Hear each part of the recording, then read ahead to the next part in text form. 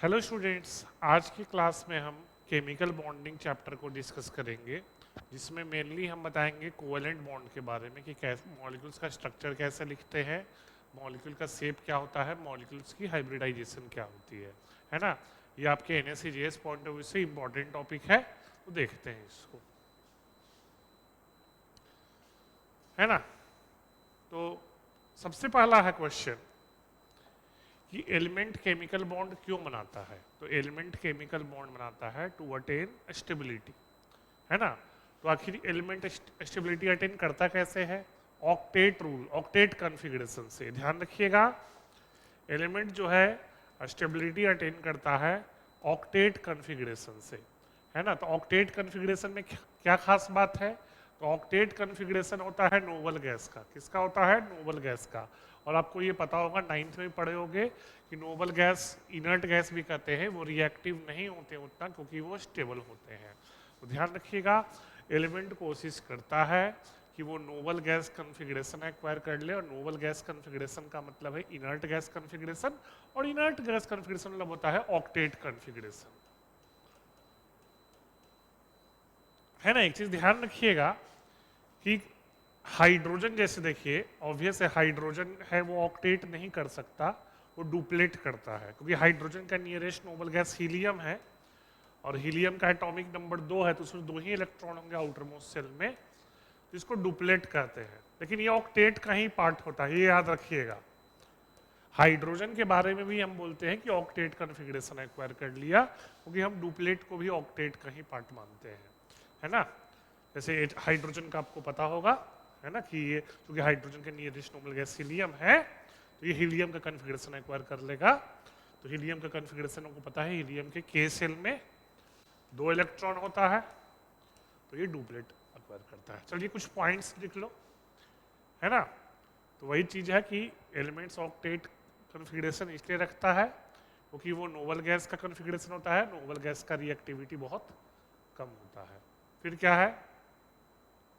वही है, एटम्स का स्टेबल इलेक्ट्रॉनिक कॉन्फ़िगरेशन है। नोबल गैस में पता है आपको, आउटर मोस्ट शेल में 8 इलेक्ट्रॉन हुए, तो पता है कि नोबल गैस के आउटर मोस्ट शेल में 8 इलेक्ट्रॉन है, एक्सेप्ट हीलियम, बता चुके हैं सब, इसमें कुछ नया नहीं है ना।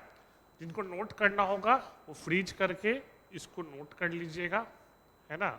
हम आगे बढ़ रहे हैं क्योंकि कोशिश करेंगे बॉन्डिंग के मैक्सिमम टॉपिक्स कवर कर ले, तो अगर आपको नोट करना होगा तो फ्रीज करके आप नोट कर लीजिएगा, ठीक है। वैसे बता चुके हैं सब कुछ। नेक्स्ट स्लाइड में जाते हैं।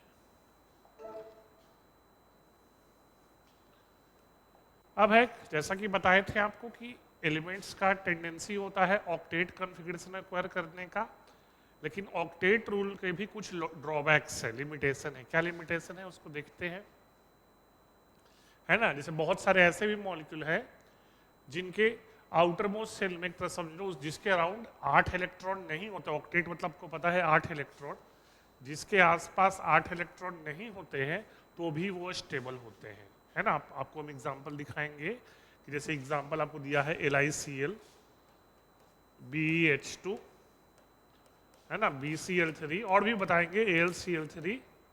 ये सब वो मॉलिक्यूल है जिनमें जिनमें है ना सेंट्रल एटम। जो वहां पर देखो सेंट्रल एटम क्या है, ये थोड़ा एक नया टर्म है आपके लिए, सेंट्रल एटम, है ना। तो फॉर एग्जांपल देख लो आपको AlCl3, तो देखो होता क्या है, एल के अराउंड 3 Cl एटम ले लो, तो एल को कहते हैं सेंट्रल एटम, ठीक है ना। तो एल है सेंट्रल एटम, तो AlCl3 में एल के अराउंड आपको, AlCl3 में एल के अराउंड आपको 8 इलेक्ट्रॉन नहीं होगा, 6 ही इलेक्ट्रॉन होगा, लेकिन तो भी ये स्टेबल होता है।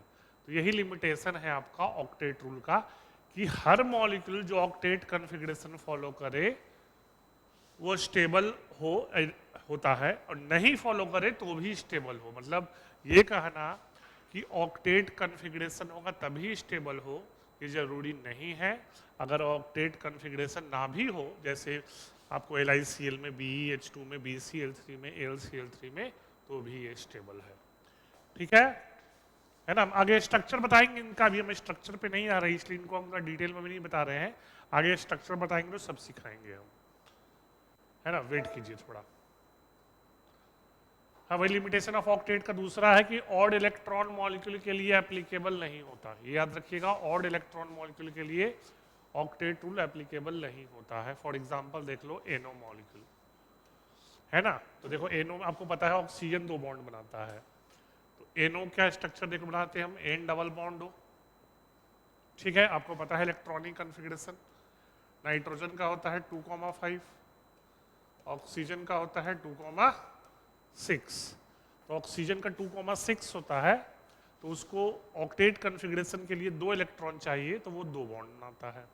तो ऑक्सीजन का 2 वैलेंस इलेक्ट्रॉन शेयरिंग में चला गया और 4 बच गया। सिमिलरली नाइट्रोजन का भी देख लो, नाइट्रोजन को पता है 5 वैलेंस इलेक्ट्रॉन होता है, तो यहाँ भी देखिए 2 इलेक्ट्रॉन चला गया बॉन्डिंग में, तो बचा कितना 3, तो 3 बना दीजिए आप, 1 2 और यहाँ 1 देख लो। अब देखिए तो नाइट्रोजन के अराउंड कितने इलेक्ट्रॉन हुए, तो देखिए नाइट्रोजन के अराउंड कितने इलेक्ट्रॉन हुए, 1 इलेक्ट्रॉन, 2 इलेक्ट्रॉन, 3 इलेक्ट्रॉन खुद का, और प्लस यहाँ शेयरिंग से 2 और 2 4, तो 3 + 4 7 इलेक्ट्रॉन। तो आप देख सकते हो ऑड इलेक्ट्रॉन मॉलिक्यूल में ऑक्टेट कन्फिग्रेशन फॉलो नहीं होता, तो इस चीज को ध्यान रखिएगा। अगर मॉलिक्यूल में ऑड इलेक्ट्रॉन है आप काउंट कर सकते हैं। देखो कैसे ऑड इलेक्ट्रॉन है ये भी देख लो, एनो देख लो, नाइट्रोजन का एटॉमिक नंबर 7 है तो 7 इलेक्ट्रॉन, ऑक्सीजन का एटॉमिक नंबर 8 है तो 8 इलेक्ट्रॉन। टोटल कितने हो गए, 15 इलेक्ट्रॉन। तो जिन मॉलिक्यूल में, और NO2 भी देख लो उसी तरह से, नाइट्रोजन डाइऑक्साइड दिया है NO2, ये भी देख सकते हो, नाइट्रोजन का एटॉमिक नंबर 7, ऑक्सीजन का एटॉमिक नंबर 8, 7 + 8 × 2 ये होता है 23 इलेक्ट्रॉन। तो 23 इलेक्ट्रॉन भी ऑड इलेक्ट्रॉन है, तो ये याद रखना odd electron molecule specially octet follow नहीं करता। तो ये सब आ सकता है एग्जाम में क्वेश्चन, ठीक है ना, कि which of the following molecule और ion does not obey octet rule. तो ऑक्टेट रूल वही ओबे नहीं करता जिसमें क्या हो, ऑड इलेक्ट्रॉन हो, क्या हो, ऑड इलेक्ट्रॉन। थोड़ा फास्ट पढ़ा रहे हैं, कोशिश कर रहे हैं मैक्सिमम टॉपिक कवर करने का, है ना। एक बार आप रिकॉर्डिंग फिर से और देख लीजिएगा, क्लैरिटी ज़्यादा हो जाएगा। हाँ, एक और चीज़ देखिए, कुछ ऐसे भी मॉलिक्यूल हैं जिनके अराउंड 8 इलेक्ट्रॉन से ज़्यादा होंगे, वही है एक्सपैंडेड ऑक्टेट या सुपर ऑक्टेट या हाइपर वैलेंट। उसका मतलब होता है सेंट्रल एटम के अराउंड 8 इलेक्ट्रॉन से ज़्यादा है। चलिए एग्जाम्पल आपको दिखाई देते हैं, जैसे SO3 मॉलिक्यूल देख लो, SO3। तो SO3 देखोगे तो सल्फर के अराउंड पता है आपको 3 ऑक्सीजन है। अच्छा, आपको ये पता होगा कि ऑक्सीजन डबल बॉन्ड बनाता है, ये तो पता है। तो ऑक्सीजन को हम डबल बॉन्ड बना दिए, ऑक्सीजन का डबल बॉन्ड बना दिए, ऑक्सीजन का डबल बॉन्ड बना दिए। अब सल्फर का आपको पता है इलेक्ट्रॉनिक कन्फिग्रेशन होता है 2,8,6, तो 6 वैलेंस इलेक्ट्रॉन है। यहाँ चल भी कितना, देखो दो डबल बॉन्ड मतलब 2 इलेक्ट्रॉन गया, 2 इलेक्ट्रॉन गया, 2 इलेक्ट्रॉन गया, मतलब सल्फर के पास कोई इलेक्ट्रॉन बचा नहीं है, सल्फर के पास कोई इलेक्ट्रॉन नहीं बचा है। तो अब गिनो सल्फर के अराउंड कितने इलेक्ट्रॉन है, तो 2 इलेक्ट्रॉन ऑक्सीजन का, 2 इलेक्ट्रॉन सल्फर का, तो 4 इलेक्ट्रॉन, 2 इलेक्ट्रॉन ऑक्सीजन का, 2 इलेक्ट्रॉन सल्फर का, तो 2 इलेक्ट्रॉन सल्फर का, 2 इलेक्ट्रॉन ऑक्सीजन का, 4 इलेक्ट्रॉन, टोटल कितने हो गए, 12 इलेक्ट्रॉन। तो देख सकते हैं ऑक्टेट से ज्यादा इलेक्ट्रॉन है सेंट्रल एटम के अराउंड, इसलिए कहते हैं एक्सपैंडेड ऑक्टेट या सुपर ऑक्टेट या हाइपर वैलेंट कंपाउंड। और एक दो एग्जांपल हम दिखा देते हैं आपको, जैसे कि SF4 देख लो, SF4। तो SF4 में सल्फर को हम 4 फ्लोरीन से सराउंड कर देते हैं, मान लीजिए, है ना, समझाने के लिए हम ऐसे किए हैं। तो फ्लोरीन याद रखिएगा, फ्लोरीन का इलेक्ट्रॉनिक कन्फिग्रेशन पता है 2,7 होता है, तो उसको ऑक्टेट के लिए सिर्फ 1 इलेक्ट्रॉन चाहिए, तो वो सिंगल बॉन्ड बनाता है। फ्लोरीन हमेशा क्या बनाता है, सिंगल बॉन्ड। तो हम सिंगल बॉन्ड बना दिए, सिंगल बॉन्ड बना दिए, सिंगल बॉन्ड बना दिए, सिंगल बॉन्ड बना दिए। अब देखो आपको पता है सल्फर का इलेक्ट्रॉनिक कन्फिग्रेशन है 2,8,6, तो 6 वैलेंस इलेक्ट्रॉन था, बॉन्डिंग में कितना गया, 1 2 3 4, तो बचा कितना, 2 इलेक्ट्रॉन जो बच गया उसको हम ऐसे रिप्रेजेंट करते हैं, और इसको हम कहते हैं लोन पेयर। क्या कहते हैं, लोन पेयर, याद रखिएगा। जो वैलेंस इलेक्ट्रॉन बॉन्ड बनाने में नहीं जाता उसको क्या कहते हैं, लोन पेयर। ये नया टर्म है, आप लोग के लिए ध्यान रखिएगा, ठीक है। तो अब देख लीजिए, अब सल्फर के अराउंड कितने इलेक्ट्रॉन हैं? 2, 2 4, 2 6, 2 8 और 2 10, मतलब 2 + 2 + 2 + 2 और 2 लोन पेयर से +2 = 10 इलेक्ट्रॉन। तो ये भी हाइपर वैलेंट हो गया। ठीक, ये भी क्या हो गया? Hypervalent. तो ध्यान रखिएगा, 9 10 तक आप पढ़े हो कि मॉलिक्यूल ऑक्टेट कॉन्फ़िगरेशन ले तो स्टेबल होता है, लेकिन 11 12 ये 11th का कॉन्सेप्ट है, जरूरी नहीं है। अगर ऑक्टेट नहीं हो तो भी स्टेबल होता है ना। अच्छा, उसी तरह से हम थोड़ा वो भी बता देते हैं आपको, है ना। अगर नेक्स्ट स्लाइड में नहीं होगा तो हम वो भी बता देंगे।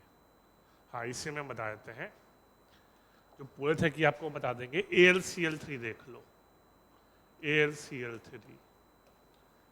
तो देखो AlCl3 में स्ट्रक्चर देखोगे तो Al और 3 Cl कर दो, है ना। और क्लोरीन ग्रुप 17 में बिलोंग करता है, तो एक बॉन्ड बनाने का टेंडेंसी होता है, तो 3 बॉन्ड बना दो। और Al का इलेक्ट्रॉनिक कॉन्फ़िगरेशन देखोगे तो क्या होगा? 2, 8, 3, तो 3 वैलेंस इलेक्ट्रॉन है, तो एक इसमें चला गया, एक इसमें चला गया, एक इसमें चला गया, मतलब AlCl3 में Al पे कोई लोन पेयर नहीं है। तो अब Al के अराउंड कितने इलेक्ट्रॉन है देख लो आप, 2 + 2 + 2 = क्या हो जाएगा? 6 इलेक्ट्रॉन। तो देख सकते हो ऑक्टेट से कम इलेक्ट्रॉन है, ऑक्टेट से कम इलेक्ट्रॉन है, तो इसको हम कहते हैं, याद रखिएगा, हाइपोवैलेंट मॉलिक्यूल। क्या कहते हैं? वो था ऑक्टेट से ज्यादा को हाइपर वैलेंट और ऑक्टेट से कम को हाइपोवैलेंट मॉलिक्यूल, और ये भी स्टेबल होता है। तो फिर से मेन पॉइंट यही है कि ऑक्टेट हो तो ही स्टेबल है। ये क्लास 9 10th का कॉन्सेप्ट है, लेकिन अगर आप हायर क्लासेस में आओगे, जैसे 11th का हम बता रहे हैं यहाँ पर, तो ऑक्टेट में ही स्टेबिलिटी हो जरूरी नहीं है, बिना ऑक्टेट के भी स्टेबिलिटी हो सकता है। थोड़ा स्ट्रक्चर ड्रॉ कर लो आप इसका, AlCl3 का, है ना। AlCl3 और हाइपोवैलेंट लिख लो।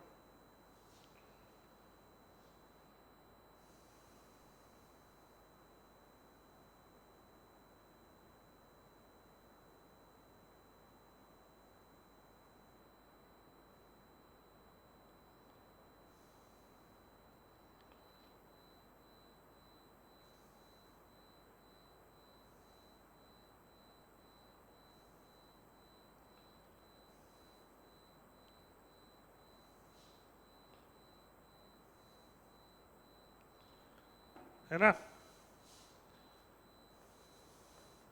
देख लीजिए।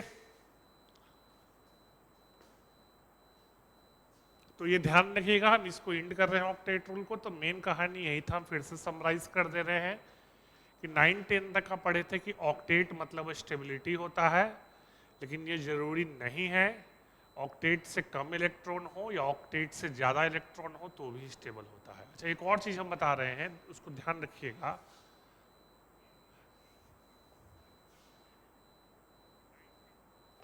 एक चीज़ हम बता रहे हैं आपको, one of the major reasons आप पढ़े होंगे 9th में, ऑक्टेट से इसलिए स्टेबिलिटी होता है क्योंकि नोबल गैस रिएक्ट नहीं करते। लेकिन ध्यान रखिएगा, जो जेनन है, जेनन भी आपको पता है नोबल गैस होता है, हीलियम, नियोन, आर्गन, क्रिप्टन, जेनन। जेनन एक नोबल गैस है और ये ऑक्सीजन और फ्लोरीन के साथ रिएक्ट करता है। बहुत सारे कंपाउंड हैं, HCO3, HCF4, है ना, HCF6, HCO2F2, ये सारे कंपाउंड बनते हैं। तो एक तरह से मेन थ्योरी जिस पे ऑक्टेट बेस्ड था वही गलत हो गया। ऑक्टेट का मेजर रीजन बोलते थे स्टेबिलिटी का कि ऑक्टेट कम कॉन्फ़िगरेशन, नोबल गैस कॉन्फ़िगरेशन, और नोबल गैस रिएक्ट नहीं करता। लेकिन जेनन एक जो कि नोबल गैस है, जेनन रिएक्ट करता है ऑक्सीजन फ्लोरीन के साथ, उसके बहुत सारे कंपाउंड्स है, और भी कंपाउंड्स है, अभी हम 4 ही लिखे हैं। तो ध्यान रखिएगा, तो जो मेजर थ्योरी था जिस पे बेस था ऑक्टेट, वही गलत हो गया था बाद में, कि जब जेनन नोबल गैस होकर रिएक्ट कर रहा है तो ये कहना कि ऑक्टेट में स्टेबिलिटी और रिएक्ट नहीं करेगा, वो जरूरी नहीं है। ठीक है, तो फिर, है ना, नोट कर लीजिए जेनन कंपाउंड्स। ये जरूर लिख लेना कि जेनन इन Xenon is a reactive element, बहुत रिएक्टिव नहीं होता ऑब्वियस, लेकिन ये रिएक्टिव होता है। तो अगर मान लीजिए कुछ इस तरह क्वेश्चन है कि all noble gases do not react, ये स्टेटमेंट गलत होगा अगर ये NaCGS में आएगा। हाँ, 9th क्लास में हो सकता है ये स्टेटमेंट सही है, लेकिन 11 12 के लिए स्टेटमेंट गलत है ना।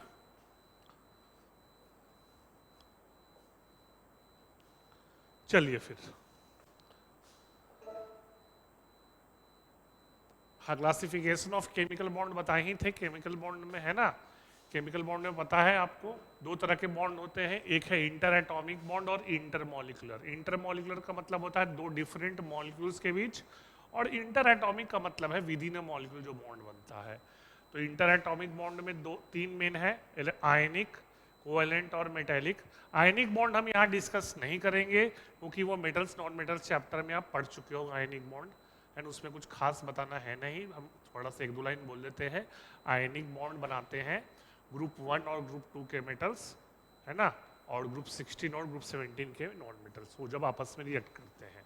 आयनिक बॉन्ड में क्या होता है, मेटल इलेक्ट्रॉन लूज करता है जिससे कटायन बनता है, और नॉन मेटल इलेक्ट्रॉन गेन करके अनायन बनता है। तो मेन जो फोकस है हमारा कोवेलेंट बॉन्ड पे होगा, क्योंकि आयनिक आपको मेटल्स नॉन मेटल्स में पढ़ चुके होंगे। ठीक है, तो कोवेलेंट बॉन्ड का बेसिक आइडिया तो होगा आपको, कार्बोनेट्स कंपाउंड अगर आप पढ़े होंगे तो उसमें पता हो कोवेलेंट बॉन्ड में होता क्या है, इलेक्ट्रॉन्स का शेयरिंग। क्योंकि क्वेश्चन ये है कि आखिर एक क्वेश्चन ये होता है कि हर एलिमेंट आयनिक बॉन्ड क्यों नहीं बनाता। तो पीरियोडिक चैप्टर अगर आप देखे होंगे तो ध्यान रखिएगा, अगर एलिमेंट का आयोनाइजेशन एनर्जी बहुत ज़्यादा हो और या एलिमेंट का इलेक्ट्रॉन एफिनिटी बहुत कम हो, इलेक्ट्रॉन एफिनिटी कहते हैं इलेक्ट्रॉन गेन एंथैल्पी को, तो अगर एलिमेंट का आयोनाइजेशन एनर्जी बहुत ज़्यादा या एलिमेंट का इलेक्ट्रॉन एफिनिटी बहुत कम, तो वो एलिमेंट आयनिक बॉन्ड नहीं बना सकता। जैसे बोरोन हो गया, कार्बन हो गया, नाइट्रोजन हो गया, ये एलिमेंट आपको आयनिक बॉन्ड नहीं बना सकते क्योंकि इनका आयोनाइजेशन एनर्जी बहुत ज़्यादा होता है। तो जहाँ भी एलिमेंट का आयोनाइजेशन एनर्जी बहुत ज़्यादा होगा और इलेक्ट्रॉन एफिनिटी बहुत कम होगा, वो एलिमेंट आयनिक बॉन्ड नहीं बनाते, वो अपना स्टेबिलिटी अटेन करते हैं इलेक्ट्रॉन्स के शेयरिंग से। तो ये लिख लो कि जब एलिमेंट्स का आयनाइजेशन एनर्जी बहुत ज़्यादा हो या इलेक्ट्रॉन एफिनिटी बहुत कम हो, तब एलिमेंट आयनिक बॉन्ड नहीं बनाते, उनका टेंडेंसी होता है अपने वैलेंस इलेक्ट्रॉन को शेयर करके स्टेबिलिटी अटेन करना। नोट कीजिए।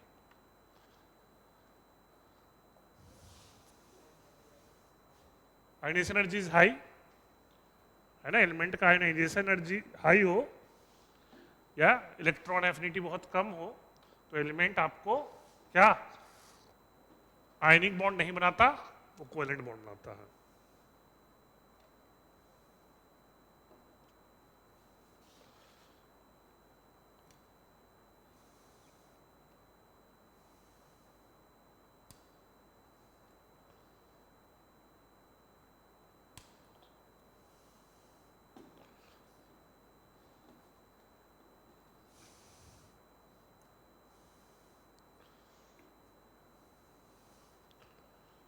ठीक है, चलिए देखते हैं।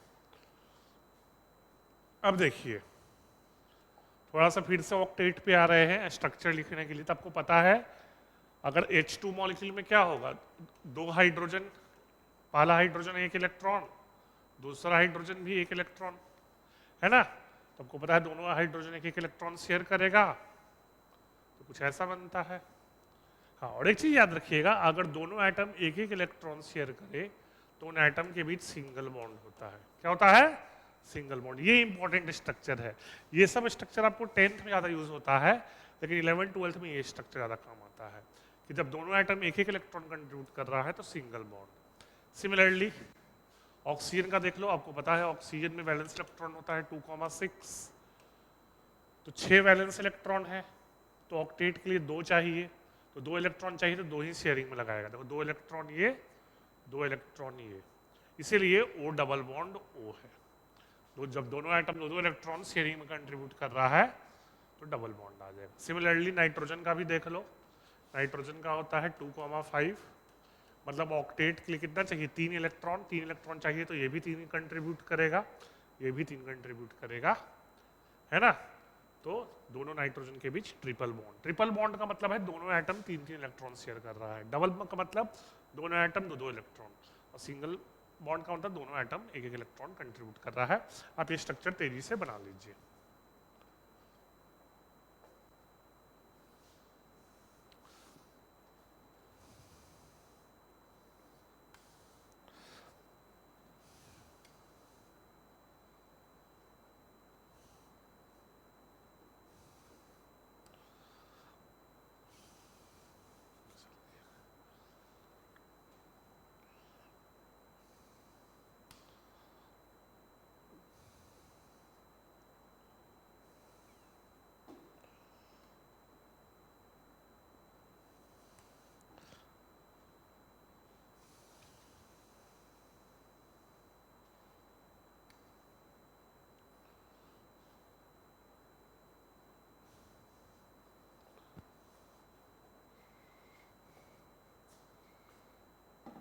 जल्दी से ड्रॉ कीजिए।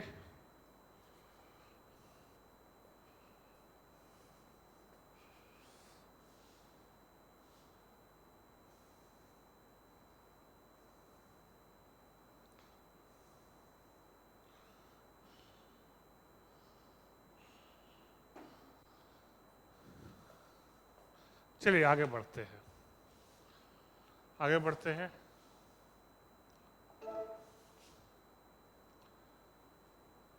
हाँ वही है जो देखो जो स्ट्रक्चर हम बनाए थे अभी, उसका कॉन्सेप्ट लुइस ने दिया था, है ना, इसलिए इसको लुइस स्ट्रक्चर भी कहते हैं, है ना। जो स्ट्रक्चर अभी हम बनाए हैं उसका कॉन्सेप्ट लुइस ने दिया था, इसलिए हम इसको लुइस स्ट्रक्चर भी कहते हैं, ठीक है। अब एक चीज़ ध्यान रखना, थोड़ा सा हम कुछ मॉलिक्यूल का आपको स्ट्रक्चर लिखाना सिखाएंगे। अब देखो यहाँ पर पूछ रहा है कि कौन सा लुइस डायग्राम इनकरेक्ट है, कौन सा लुइस डायग्राम इनकरेक्ट है। तो इनकरेक्ट का मतलब आपको देखना है ना कि इसमें ऑक्टेट कंप्लीट नहीं है, लुइस का मतलब ऑक्टेट है। तो अब चेक कीजिए कौन सा ऐसा स्ट्रक्चर है जिसमें गलत है लुइस डायग्राम। तो आप देखोगे तो आपको सी गड़बड़ लगेगा। बोलो क्यों? क्योंकि सी में ऑक्सीजन के अराउंड कितने इलेक्ट्रॉन है देख लो, 2, तो 4 और 2 6 चाहिए इलेक्ट्रॉन, है ना। ऑक्टेट के लिए कितना चाहिए 8, तो गलत है। तो फिर बोलो सर सही क्या है, तो देखो सही कैसे होता है, सही आप देखिए कैसे होगा। आपको पता है ये CO2 था, क्या था CO2। तो CO2 में कार्बन है सेंट्रल एटम और दोनों साइड ऑक्सीजन होगा। अच्छा आपको ये पता है ऑक्सीजन का इलेक्ट्रॉनिक कॉन्फ़िगरेशन क्या होता है 2,6। तो ऑक्टेट के लिए कितना इलेक्ट्रॉन चाहिए 2, तो ये 2 इलेक्ट्रॉन देगा। तो जब ये देगा 2 तो कार्बन में कितना देगा 2। सिमिलरली ये ऑक्सीजन में कितना देगा 2, तो ये कार्बन में कितना देगा 2।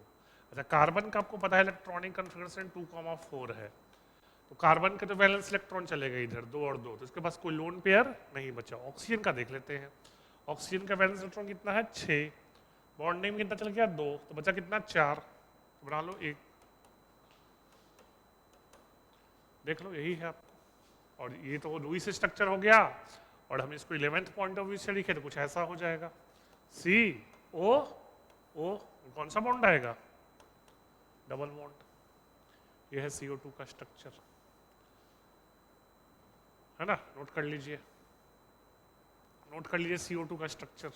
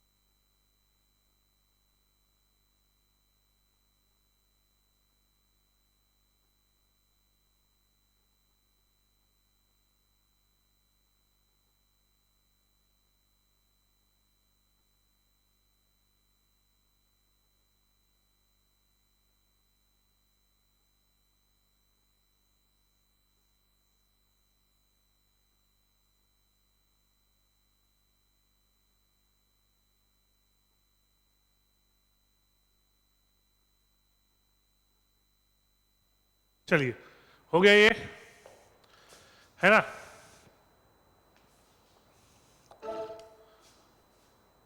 फिर देखिए, कोई एलिमेंट का एटॉमिक नंबर 7 है, तो क्या होगा, वो नाइट्रोजन है, आपको पता है। तो नाइट्रोजन क्या होता है, 2,5, atomic number of element is 7, तो 7 नाइट्रोजन होगा ना। तो 2,5, तो कितने वैलेंस इलेक्ट्रॉन होंगे, 5 होंगे। हाँ, सी होगा, बिल्कुल सही। 5 वैलेंस इलेक्ट्रॉन है, 1 2 3 4 5, सही है, इजी था। आगे बढ़ते हैं। हाँ, प्रॉपर्टीज ऑफ कोवेलेंट कंपाउंड, हाँ ये ध्यान रखिएगा, आयनिक कंपाउंड में जो अट्रैक्शन होता है मेटल्स नॉन मेटल्स के बीच काफ़ी स्ट्रांग होता है, जिसके चलते आयनिक कंपाउंड का जो मेल्टिंग और बॉइलिंग पॉइंट हाई होता है। कोवेलेंट बॉन्ड में उतना स्ट्रांग नहीं होता है अट्रैक्शन, इसलिए कोवेलेंट कंपाउंड का मेल्टिंग और बॉइलिंग पॉइंट लो होता है। अच्छा, ये भी पढ़े थे आप, आयनिक कंपाउंड वाटर रेशन में हाईली सॉल्युबल होते हैं, तो उसी तरह से कोवेलेंट कंपाउंड्स वाटर में उतना सॉल्युबल नहीं होते, वो सॉल्युबल होते हैं नॉन पोलर सॉल्वेंट, जैसे केरोसिन हो गया, बेंजीन हो गया, CCl4 हो गया, इन सब में, है ना। और ये तो ऑब्वियस है, अगर कोई कोवेलेंट कंपाउंड का भी अगर मॉलिक्यूलर मास काफ़ी हाई होगा, जैसे सल्फर हो गया एसिड, आपको पता है sulphur exist and acid, class 9 में पढ़े होंगे, इसका मोलर मास क्या हो जाएगा, 32 इंटू 8 क्या हो जाएगा, 256। तो मोलर मास जब बहुत हाई होता है तो कोवेलेंट कंपाउंड भी एग्जिस्ट करता है सॉलिड स्टेट में। जनरली कोवेलेंट कंपाउंड एग्जिस्ट करता है लिक्विड या गैसियस फॉर्म में जनरली, लेकिन अगर कोवेलेंट कंपाउंड का भी मोलर मास बहुत बढ़ा दोगे तो वो सॉलिड में एग्जिस्ट करता है। एक बार तेजी से इसको लिख लो, की पॉइंट्स को, फिर आगे बढ़ेंगे। मेन है कोवेलेंट कंपाउंड का प्रॉपर्टी मेनली आयनिक का उल्टा होता है या कम होता है।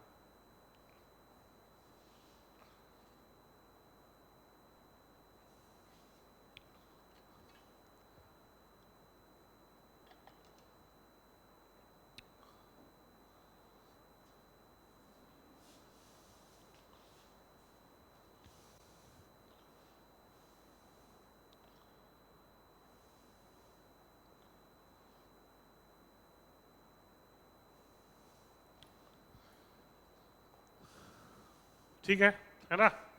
फिर से बोल रहे हैं, अगर कुछ रहे नोट्स कंप्लीट करना तो फ्रीज करके इसको स्टॉप करके नोट कर लेना, हम आगे बढ़ रहे हैं। मेरा पर्पस आज है कि मैं काफ़ी ज़्यादा टॉपिक्स कवर कर दे, नोट तो आप घर पे भी कर सकते हो।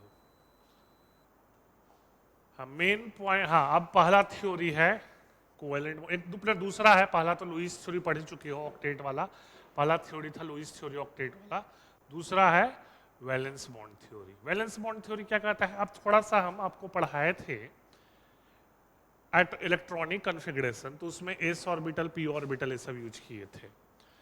तो जो पहला थ्योरी वैलेंस बॉन्ड है उसी से डील कर रहा है कि कोवेलेंट बॉन्ड तभी बनता है जब एटॉमिक ऑर्बिटल्स के बीच आपस में ओवरलैप हो। ओवरलैप मतलब वही आपस में कंबाइन करे, ओवरलैप मतलब कंबाइन करे। तो एक चीज ध्यान रखना यहाँ पर, अगर नहीं याद है तो, एस ऑर्बिटल का शेप होता है स्फेरिकल।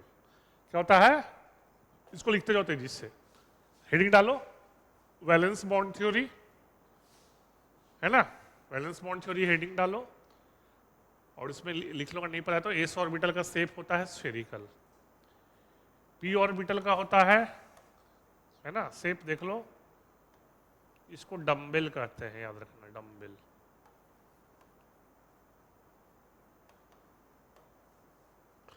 ये डम्बेल की वर्ड है ना, डम्बेल, डम्बेल, इसको डम्बेल से कहते हैं।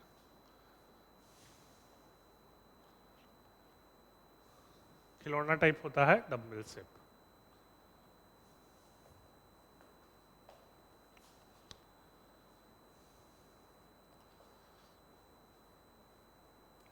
मेनली आपको सिलेबस में, है ना, एस और पी ऑर्बिटल का ओवरलैप है, डी का भी है, तो डी का 12th में है तो थोड़ा ज़्यादा हो जाएगा, हम लोग फोकस एस और पी पे ही करेंगे अभी। ठीक है, तो एस ऑर्बिटल का शेप होता है स्फेरिकल, पी ऑर्बिटल का शेप होता है डम्बेल। अब हमको कैसे पता चलेगा कि एस ऑर्बिटल पार्टिसिपेट करेगा पी ऑर्बिटल, तो उसके लिए आपको इलेक्ट्रॉनिक कन्फिगरेशन देखना पड़ेगा वैलेंस इलेक्ट्रॉन का। फॉर एग्जाम्पल देख लो आप, अगर हाइड्रोजन का इलेक्ट्रॉनिक कन्फिगरेशन देखो तो होता है 1s1, तो उसका वैलेंस इलेक्ट्रॉन कौन सा ऑर्बिटल में है? एस ऑर्बिटल, तो स्फेरिकल शेप वाला ओवरलैप करेगा। लेकिन सिमिलरली अगर कार्बन देख लो, कार्बन के इलेक्ट्रॉनिक कन्फिग्रेशन है 1s2 2s2 2p2, ये करवाए थे इलेक्ट्रॉनिक कन्फिग्रेशन। तो वैलेंस शेल कौन सा है? 2 वाला, तो एस और पी।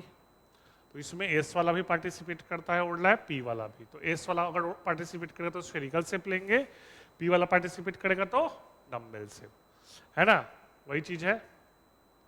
उम्मीद करते हैं बेसिक आइडिया क्लियर होगा आपको। बना लिए थे सब?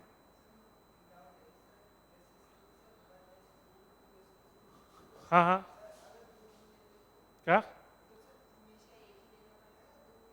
दो मतलब? नहीं, एक बार में एक ही लोगे, एक बार में एक ही लोगे, ठीक है ना? लेना तो दोनों है, एस वाला भी लेना, पी एक बार में एक ही ले सकते हैं, ठीक है? मतलब एक बार में एक ही ऑर्बिटल पार्टिसिपेट करता है। अब देखो यहाँ पर से H2 मॉलिक्यूल है। H2 मॉलिक्यूल में क्या आपको बताया था? H2 मॉलिक्यूल क्या शेप था? वही था, H और H के बीच बॉन्ड था, तो वही है। हाइड्रोजन का क्या होता है? 1s। हाइड्रो 1s और एक इलेक्ट्रॉन है, तो याद होगा ये क्लॉकवाइज स्पिन बनाए थे आपको, है ना, बॉक्स डायग्राम में। तो क्लॉकवाइज, ये भी मान लो क्लॉकवाइज। लेकिन एक चीज याद रखना, ये इंपॉर्टेंट है, दोनों का हम लिए तो क्लॉकवाइज है, लेकिन जब बॉन्ड बन जाएगा, ये आपको पता है ओवरलैप होगा, ये तो पता है आपको। ये न्यूक्लियस है ना? एटम में न्यूक्लियस होता है ना, न्यूक्लियस है। जब बॉन्ड बनेगा तो एक एरो अपवर्ड और एक एरो डाउनवर्ड हो जाएगा, ये है ना? आपको पता है एक ऑर्बिटल में जब दो इलेक्ट्रॉन हो, दोनों का स्पिन अपोजिट है। तो यहाँ भी वही चीज है, जब ये ऑर्बिटल्स ओवरलैप करके बॉन्ड बना रहे हैं तो एक का स्पिन अप क्लॉकवाइज, एक का स्पिन एंटी क्लॉकवाइज हो जाएगा, ठीक है ना? देख सकते हो, एक का 1s, दूसरे का 1s, कुछ ऐसा बन जाएगा। बना लो इसको तेजी से, ये डायग्राम तेजी से बना लीजिए आप।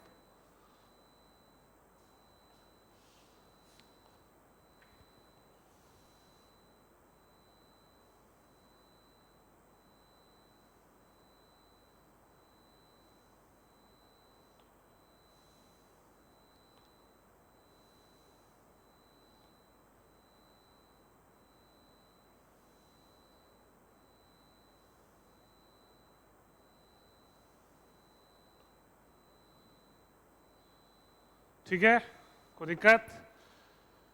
चलिए आगे बढ़ते हैं।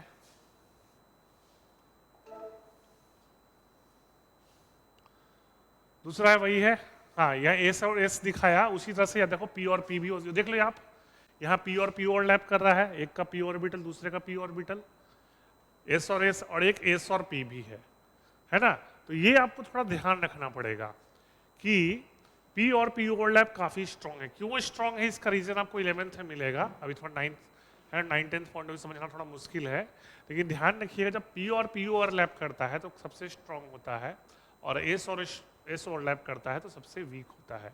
वीक स्ट्रॉन्ग का मतलब क्या है कि जब पी ऑर्बिटल ओवरलैप करेगा तो बॉन्ड स्ट्रॉन्ग बनेगा, तो बॉन्ड तोड़ना मुश्किल। और जब एस और एस ओवरलैप करेगा तो बॉन्ड थोड़ा वीक होगा, तो बॉन्ड तोड़ना थोड़ा आसान हो। ये नहीं कि आसान मतलब तुरंत तोड़ देगा, ऐसा होने वाला नहीं है। लेकिन हाँ, अगर एस और एस ओवरलैप करता है तो बॉन्ड थोड़ा वीक होता है, तो थोड़ा तोड़ना आसान होगा। जल्दी से आप डायग्राम बना लीजिए, इसको लिख लो, जल्दी से डायग्राम बना लीजिए आप।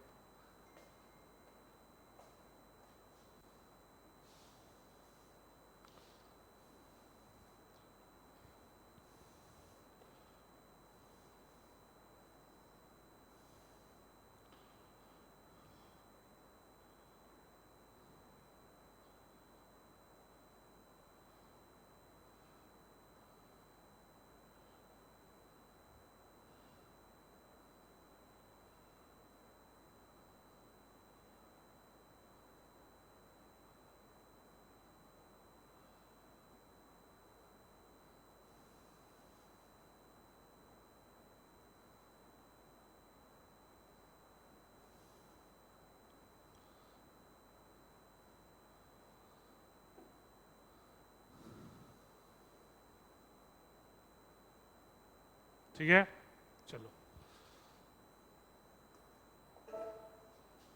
आगे बढ़ते हैं।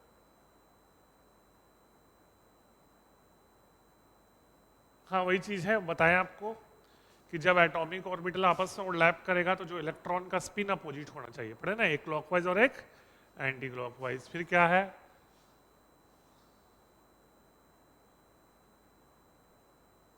हाँ ऐसा भी हो सकता है, ये नया चीज है थोड़ा आप लोग के लिए, कि एक ऑर्बिटल में दो इलेक्ट्रॉन हो और दूसरे के पास इलेक्ट्रॉन हो ही नहीं, तो उसको क्या कहते हैं, कोऑर्डिनेट बॉन्ड। ये पढ़ोगे आप आगे, हम पढ़ाएंगे नेक्स्ट क्लास में।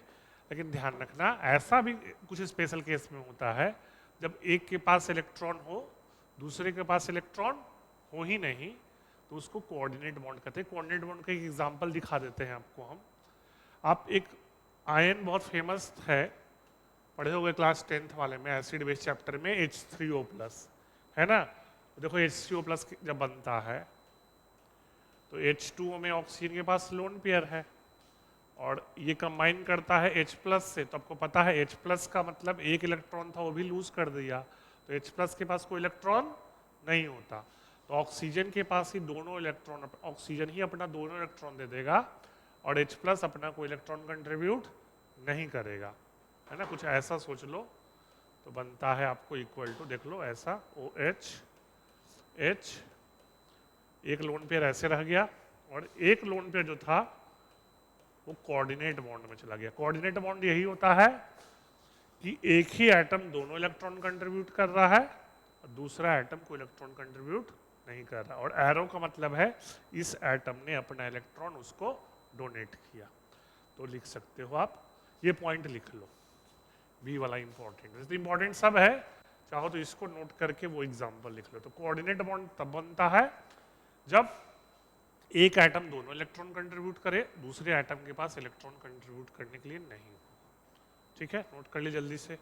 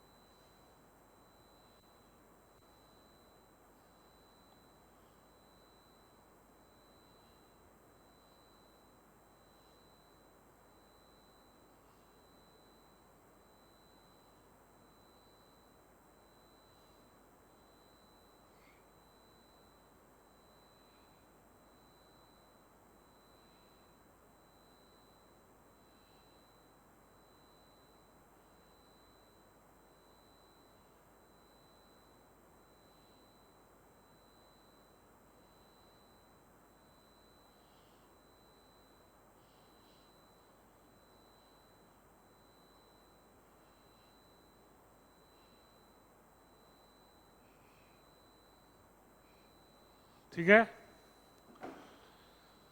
हाँ अब एक चीज ध्यान रखिएगा, ये नया एक जब बोल रहे आज बहुत सारे नए टॉपिक देखोगे, तो एक टाइप्स ऑफ लिख सकते हो, टाइप्स ऑफ कोवेलेंट बॉन्ड लिखो। टाइप्स ऑफ कोवेलेंट बॉन्ड में एक आता है, एक होता है सिग्मा, लिखो टाइप्स ऑफ कोवेलेंट बॉन्ड, तो उसमें एक आता है सिग्मा बॉन्ड, है ना। सिग्मा देख लीजिए, ये टर्म सिग्मा, ये सिंबल होता है सिग्मा बॉन्ड का। तो टाइप्स ऑफ कोवेलेंट बॉन्ड,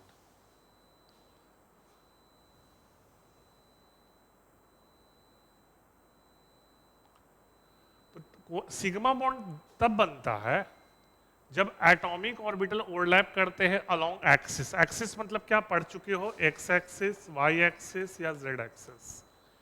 जब एटॉमिक ऑर्बिटल ओवरलैप करे along x axis, along y axis या अलोंग जेड एक्सिस, तो उसको सिग्मा बॉन्ड कहते हैं। याद रखना, जब एटॉमिक ऑर्बिटल ओवरलैप करे along x axis, y axis या जेड एक्सिस, तो उसको क्या कहते हैं, सिग्मा बॉन्ड। नोट कर ली जल्दी से।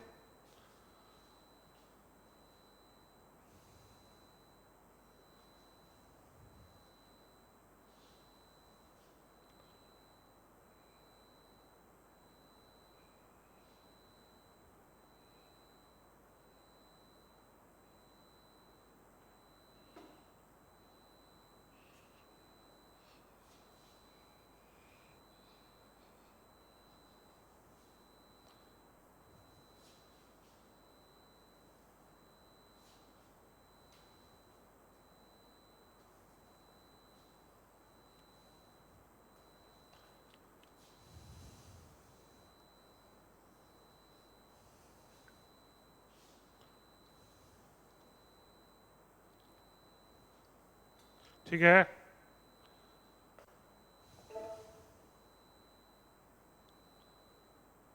हाँ, अब एक चीज देख लो, पाई बॉन्ड भी देख लो आप, पाई बॉन्ड भी। तो पाई बॉन्ड तब बनता है जब एटॉमिक ऑर्बिटल ओवरलैप करे पैरेलल में। किसमें? पैरेलल में। ये याद रखना, जब एटॉमिक ऑर्बिटल पैरेलल हो, थोड़ा सा मान लो ये एक पेन है और एक पेन है, तो जब वो पैरेलल हो तो उस ओवरलैप को कहते हैं पाई बॉन्ड, है ना। जैसे यहाँ पर तुम डायग्राम देख लो, अगर एक पी ऑर्बिटल है, एक पी ऑर्बिटल है, तो इनके बीच ओवरलैप को कहते हैं पाई बॉन्ड।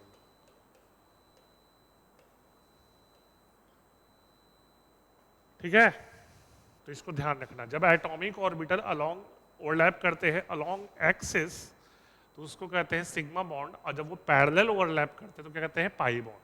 अच्छा, कॉमन सेंस आप सोच सकते हो, एस ऑर्बिटल का शेप क्या होता है? स्फेरिकल, और दो स्फीयर कभी पैरेलल नहीं हो सकते, तो ये याद रखना, एस ऑर्बिटल कभी भी पाई बॉन्ड क्या नहीं बना सकता, ये याद रखना। एस ऑर्बिटल कभी भी पाई बॉन्ड नहीं बना सकता, क्योंकि एस ऑर्बिटल, दो एस ऑर्बिटल्स कभी पैरेलल नहीं हो सकते। तो ये चाहो लिख सकते हो, S orbital never forms pi bond.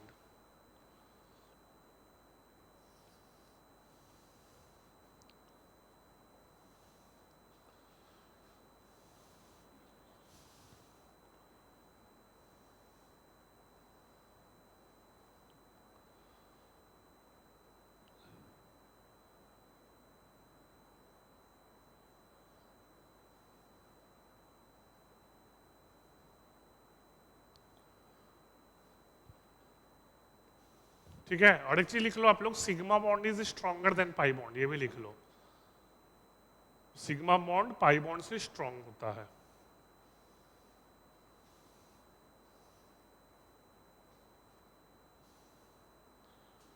Sigma bond pi bond से स्ट्रॉन्ग होता है। अब थोड़ा आप लोग को गिनना सिखा देते हैं कि कोई मॉलिक्यूल में कितने सिग्मा बॉन्ड होते हैं, कितने पाई बॉन्ड होते हैं। इस पे क्वेश्चन आ सकता है। सिग्मा पाई बॉन्ड बता दिया है, एस एस है ना, वो डायग्राम है एस पी। चलो वो बना देंगे, डायग्राम बता देंगे, देख लो थोड़ा सा, ये देख लो। अब H2 मॉलिक्यूल देखो, है ना, तो H2 मॉलिक्यूल का आपको स्ट्रक्चर पता है, हाइड्रोजन हाइड्रोजन सिंगल बॉन्ड। तो देखो सिंगल बॉन्ड है तो वो हमेशा सिग्मा होगा। बोलो क्यों? क्योंकि सिग्मा बॉन्ड स्ट्रांग होता है, तो कोई भी मॉलिक्यूल कैसा बॉन्ड होना चाहेगा? Strong bond. तो हाइड्रोजन मॉलिक्यूल में एक वो जो बॉन्ड है वो सिग्मा है, मतलब हाइड्रोजन मॉलिक्यूल में कोई पाई बॉन्ड नहीं होता। और वो तो आप ऐसे भी देख सकते हो, हाइड्रोजन का इलेक्ट्रॉनिक कन्फिग्रेशन है 1s1, मतलब ओवरलैप में कौन सा ऑर्बिटल पार्टिसिपेट करेगा? S orbital. और अभी लिखवाए थे एस ऑर्बिटल कभी पाई बॉन्ड नहीं बनाएगा, तो H2 में पाई बॉन्ड नहीं होगा। और देखो O2 देखो, O2 का स्ट्रक्चर बताए थे, तो O डबल बॉन्ड O। तो एक चीज ध्यान रखना, कोई दो एटम के बीच पहला बॉन्ड ही सिग्मा होता है, बाकी सारे पाई होते हैं। बोलो क्यों? तो तुम देख लो, अगर हम एक्स एक्सिस के लॉन्ग ओवरलैप करवा देंगे तो वाई और जेड पैरेलल आ जाता है। थोड़ा सा अभी आपको याद रखना पड़ेगा, फिर से बता रहे, डिटेल में आप 11th में पढ़ोगे, है ना। लेकिन बस ये मान के चलो कि अगर तुम एक्स एक्सिस के लॉन्ग करवा दोगे तो वहां तो सिग्मा बन जाएगा, लेकिन बाकी वाई वाई और जेड जेड क्या हो जाएंगे? पैरेलल। तो दो एटम के बीच एक ही बॉन्ड सिग्मा होते हैं, बाकी सब क्या होते हैं? पाई। तो O2 में क्या होगा? पहला बॉन्ड क्या होगा? सिग्मा, और दूसरा बॉन्ड पाई। सिमिलरली नाइट्रोजन देख लो, N2 N triple bond N, तो पहला बॉन्ड क्या होगा? सिग्मा, दूसरा और तीसरा भी पाई, है ना। तो ये आपको सिग्मा पाई बॉन्ड काउंट करने भी आ सकता है। तो ध्यान रखना, दो एटम के बीच पहला बॉन्ड ही सिग्मा होता है, बाकी पाई होते हैं।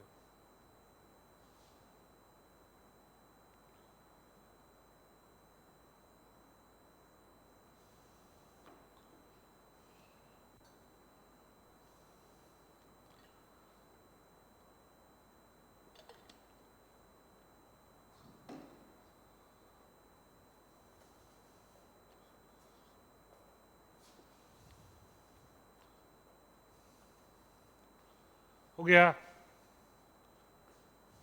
ठीक है।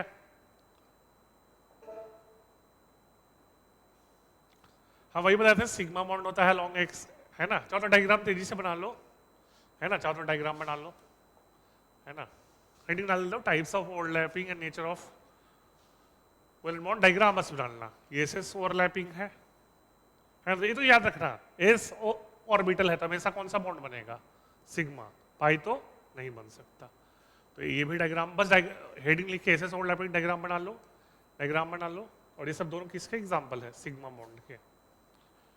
एस एस का मतलब है एक का एस ऑर्बिटल दूसरे का एस ऑर्बिटल, एस पी का मतलब है एक का एस ऑर्बिटल दूसरे का पी ऑर्बिटल, है ना। बनाओ।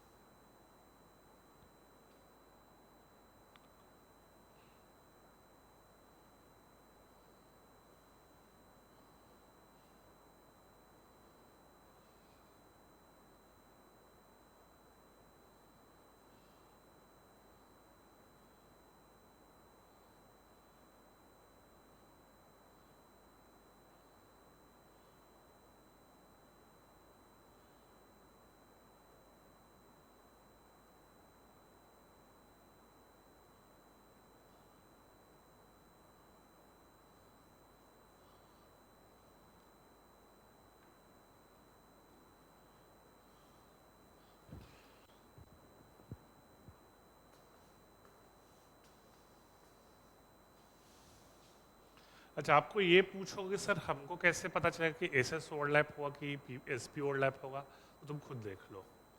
अब हाइड्रोजन मॉलिक्यूल का एग्जांपल लिए थे, तो H और H के बीच बॉन्ड बन रहा था, तो एस का एस ऑर्बिटल, इसका भी एस ऑर्बिटल, तो क्या हो गया ये एस एस ओवरलैप। बोलो सर एस पी ओवरलैप कब होगा, तो मीथेन देख लो, मीथेन, मीथेन का स्ट्रक्चर क्या होता है आपको पता है, कार्बन कितने हाइड्रोजन सराउंडेड होगा, 4 से, किससे, 4 से। तो तुम खुद देखो हाइड्रोजन का क्या होता है इलेक्ट्रॉनिक कॉन्फ़िगरेशन, 1s1। कार्बन का क्या होता है 1s2, 2s2, 2p2। तो जब हाइड्रोजन का s और कार्बन का p ओवरलैप करे तो क्या होगा, sp ओवरलैप। समझ में आया, sp ओवरलैप कब होगा, तो मीथेन में होगा, है ना, जब हाइड्रोजन का s और कार्बन का p। मतलब जब भी अगर आपको एस का एग्जांपल सोचना है तो हाइड्रोजन एटम ले लो, क्योंकि हाइड्रोजन के पास पी तो होता ही नहीं है।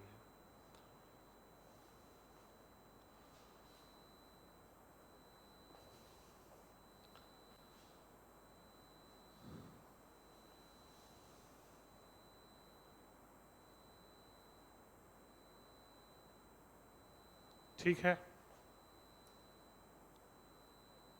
डालो जल्दी से।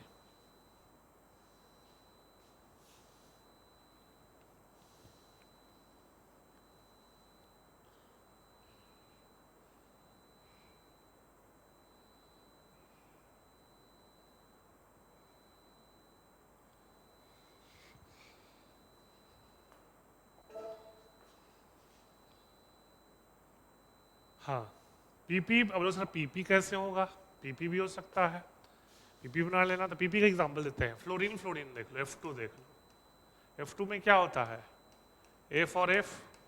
तो फ्लोरीन का इलेक्ट्रॉनिक कॉन्फ़िगरेशन पता है आपको, क्या होता है 1s2, 2s2, 2p5।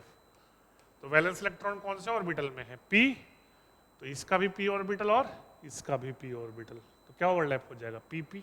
लिख लो जल्दी से, डायग्राम बना लो और जल्दी से लिख लो।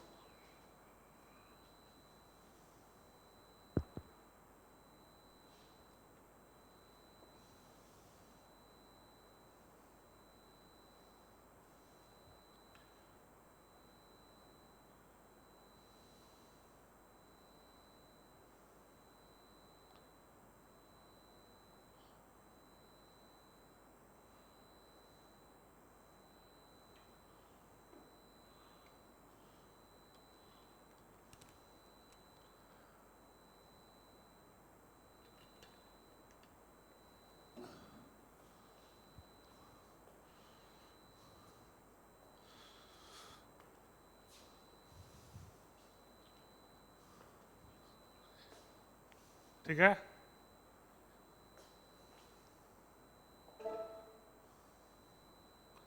हाँ ये लेटरल वाला है पाई बॉन्ड, वो सब सिग्मा था, ये लेटरल वाला है।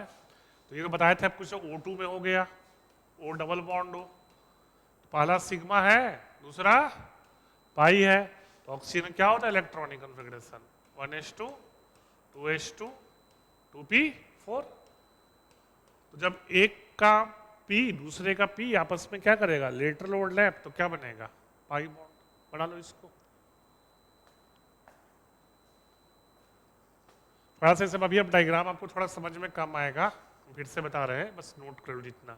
ऑब्जेक्टिव एग्जाम है, टिक करना ही रहेगा मेनली, प्योरली 11th है, सब सब कुछ अभी समझ में आ गया था, तो फिर आप लोग डायरेक्ट 9 से 12th में जंप कर जाओगे। तो जितना हो सके देख लो, डायग्राम बना लो। और ये बता चुके हैं पी ऑर्बिटल, देखो पी ऑर्बिटल सिग्मा पाई दोनों बना सकता है, लेकिन एस ऑर्बिटल सिर्फ क्या बनाता है, सिग्मा, वो पाई नहीं बनाता।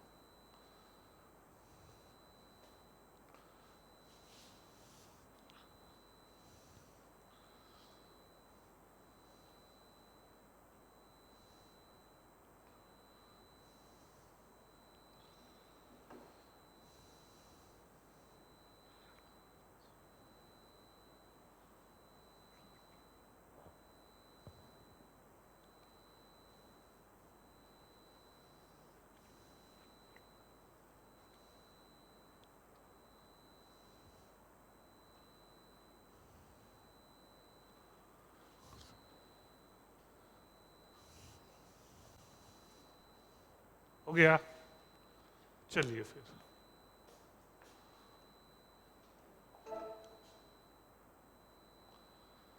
हाँ हाइब्रिडाइजेशन है ना, 11th से पूरा एक क्लास में पढ़ाते हैं, यहाँ पे पढ़ाना पड़ेगा आधे घंटे में।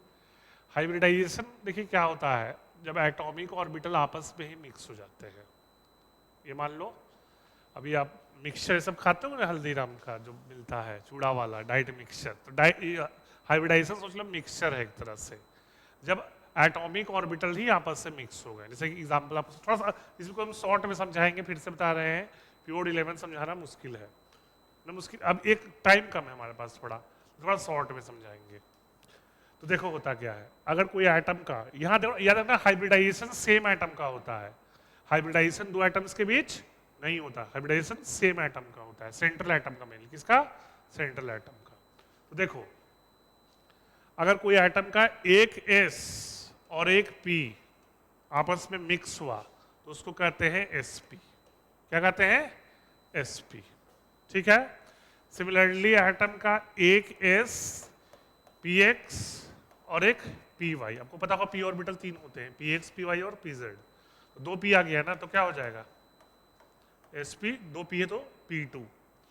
सिमिलरली गेस करो क्या होगा, px py और, तो क्या हो जाएगा sp3, है ना।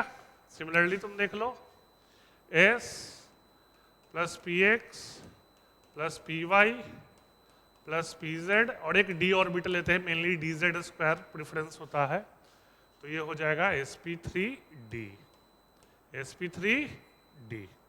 लिखते जाओ हाइब्रिडाइजेशन, हाइब्रिडाइजेशन का डिफिनेशन लिख लेना, हाइब्रिडाइजेशन का हेडिंग डालकर डिफिनेशन लिख लो, मतलब फिर से बता रहे हैं एक ही एटम का जो ऑर्बिटल है आपस में मिक्स हो जाता है। और ये लिख के तुम पहले ये है ना नोट करते जाओ, sp sp2 sp3 sp3d। हम बताएंगे कैसे निकालते हैं हाइब्रिडाइजेशन, एक वीडियो भी बनाए है ना, देख लो अच्छे से।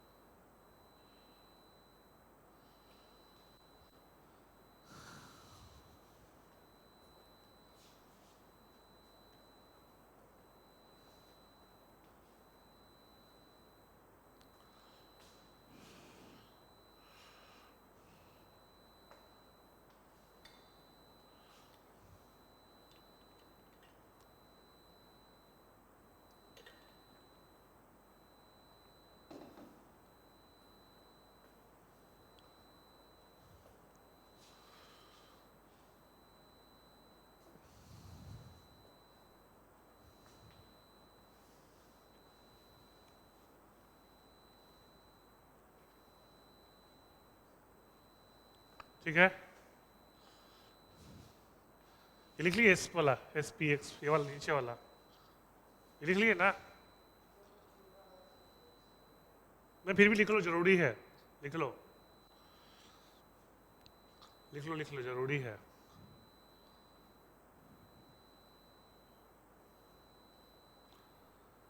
लिख लीजिए, जरूरी है।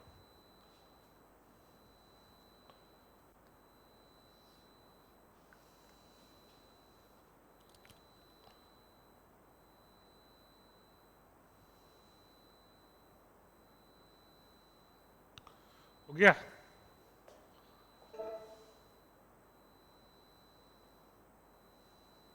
हाइब्रिड है ना, इसको नोट कर लेना, देख लेना इसको, है ना।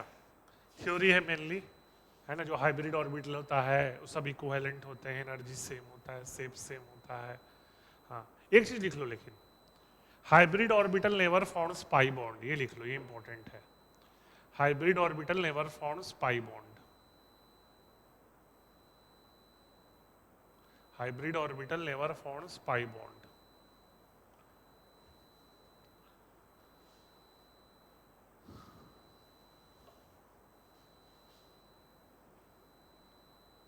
और एक और चीज लिख लो, hybrid orbital forms stronger bond then pure atomic orbital.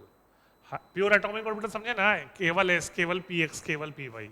और हाइब्रिड मतलब S P two S P three. देखो, hybrid orbital forms stronger bond then pure atomic orbital. ये याद रखना, दो चीज। बाकी तो आप नोट कर लेना, नोट करना होगा तो, है ना। मेन ये है, पहला कि हाइब्रिड ऑर्बिटल आपको पाई बॉन्ड कभी नहीं बनाता, और दूसरा है hybrid orbital pure atomic orbital से ज्यादा स्ट्रॉन्ग बॉन्ड बनाता है।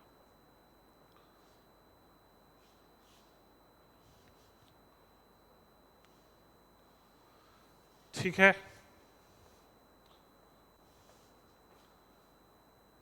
और उससे अब देखो कैसे हम हाइब्रिडाइजेशन निकालते हैं। देखो हेडिंग, देखिए heading, method to calculate hybridisation. Method to calculate hybridisation. Method to calculate hybridisation.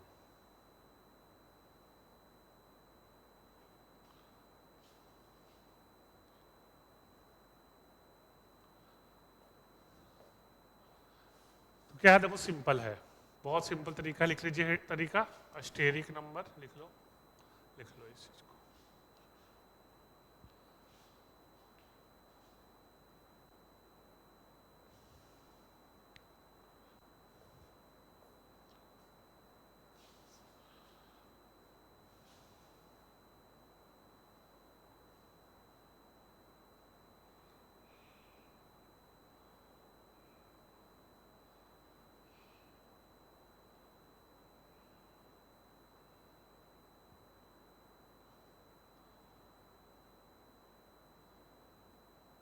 Formula लिख लो,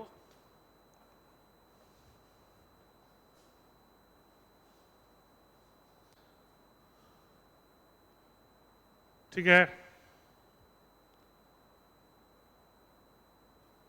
तो देख लो, थोड़ा समझाते हैं। जैसे CO2 देख लो, तो यहाँ स्ट्रक्चर लिख लिए, ये लिख लिए। तो CO2 का आपको स्ट्रक्चर, देखो स्ट्रक्चर पता होना चाहिए इसके लिए, क्योंकि हमको लोन पेयर भी देखना होगा। तो CO2 का ये स्ट्रक्चर है, तो कार्बन पे तो कोई लोन पेयर नहीं है नहीं है। तो देख लो फॉर्मूला से, तो कार्बन क्या बोल रहे हैं, कार्बन कितने क्या लिखा है steric number, number of atoms bonded with atom. तो कार्बन से कितने एटम बॉन्डेड है, दो। और कार्बन पे कोई लोन पेयर है, जीरो। तो कितने हाइब्रिड ऑर्बिटल हो गए, दो। तो दो हाइब्रिड ऑर्बिटल मतलब एक एस और दूसरा पी, ठीक है।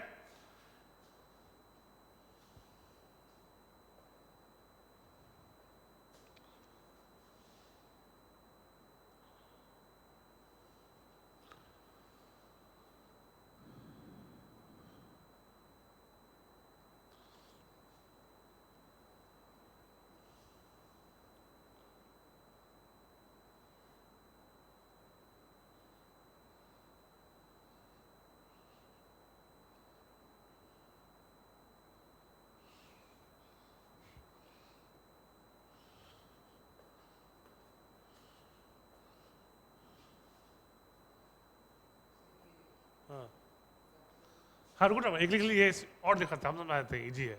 SO2 देख लो, क्या देख लो, SO2। तो SO2 का स्ट्रक्चर बनाओगे, क्या बनाओगे, ऑक्सीजन कितना बॉन्ड बनाता है, डबल डबल, और सल्फर पे क्या आएगा, एक लोन पेयर। स्ट्रक्चर बनाना जरूरी है, क्योंकि जब तक स्ट्रक्चर नहीं पता होगा हमको पता नहीं चलेगा लोन पेयर है कि नहीं है। तो अब देखो सल्फर कितने एटम से बॉन्डेड है, 2, और कितना लोन पेयर है, नहीं 2 नहीं, पेयर है 1, 2 इलेक्ट्रॉन 2 है, लेकिन पेयर का मतलब 1, 3 हो गया।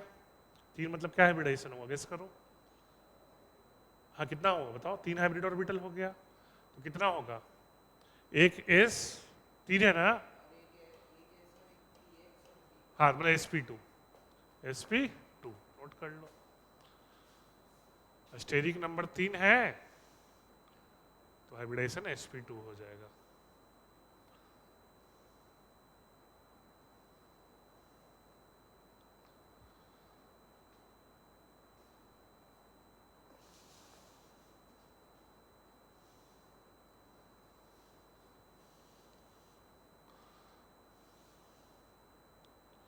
ठीक है,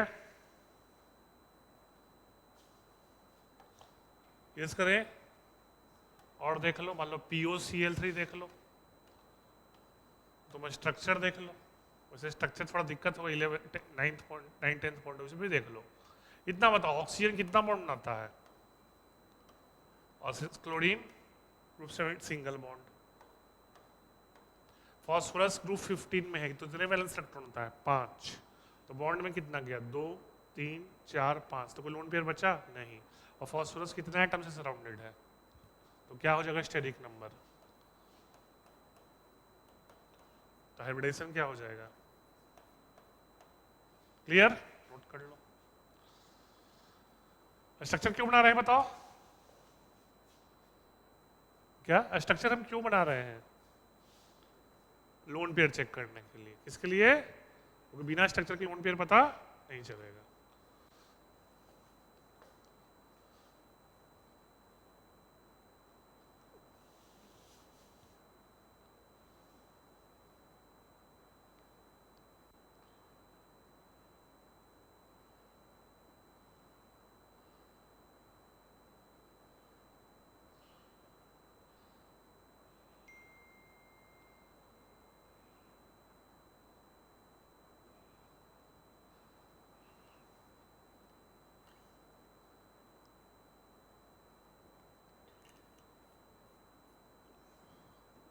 चलिए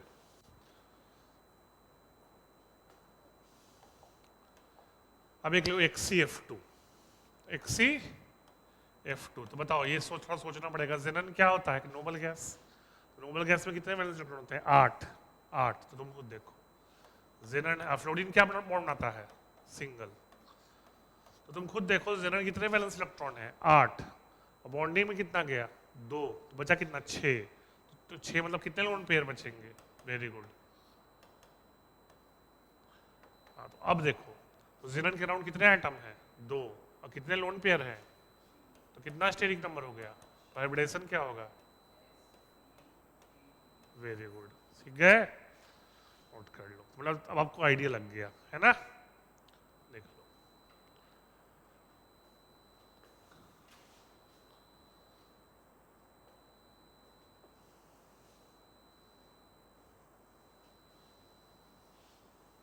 मेनली स्ट्रक्चर बनाना आना चाहिए, है ना, तो जो जो स्ट्रक्चर हम बनवाए क्लास में उसका प्रैक्टिस कर लेना घर जाके।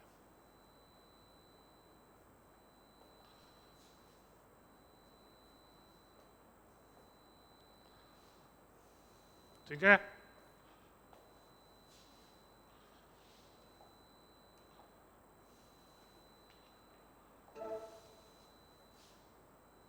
वही है। हाँ थोड़ा ये भी ये टेबल बना लो, ज्योमेट्री पूछ देता है, अगर स्टेरिक नंबर दो तो मॉलिक्यूल की ज्योमेट्री क्या होता है, लीनियर, बना लो, इसको बना लो, ये टेबल बना लीजिए आप, ये टेबल बना लीजिए, ये टेबल बना लीजिए, याद रखना होगा, बना लो, याद है, अच्छी बात है।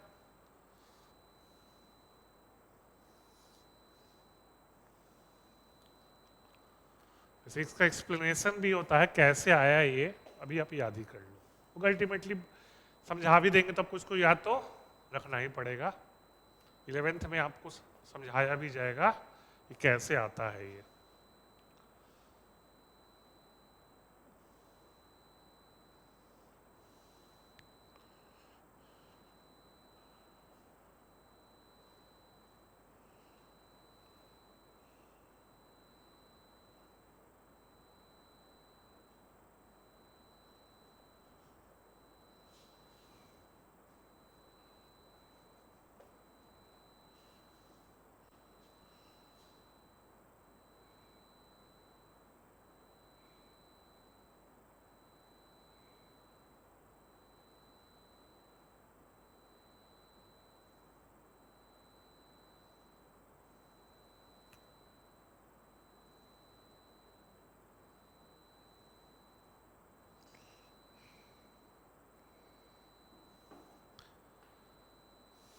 फिर हम कुछ आयन का बताएंगे आप लोग को, है ना। अब इसे प्रैक्टिस करवाएंगे आपको।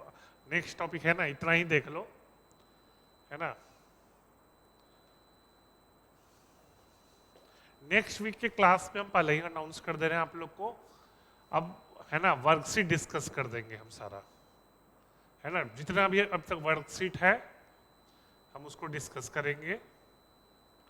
तो नेक्स्ट क्लास में अब देखो, लास्ट वीक क्लास एग्जाम से 2 दिन पहले पढ़ाएंगे उस उतना याद भी नहीं रहेगा। तो आज जितना पढ़ाएंगे उतना याद रखना, है ना।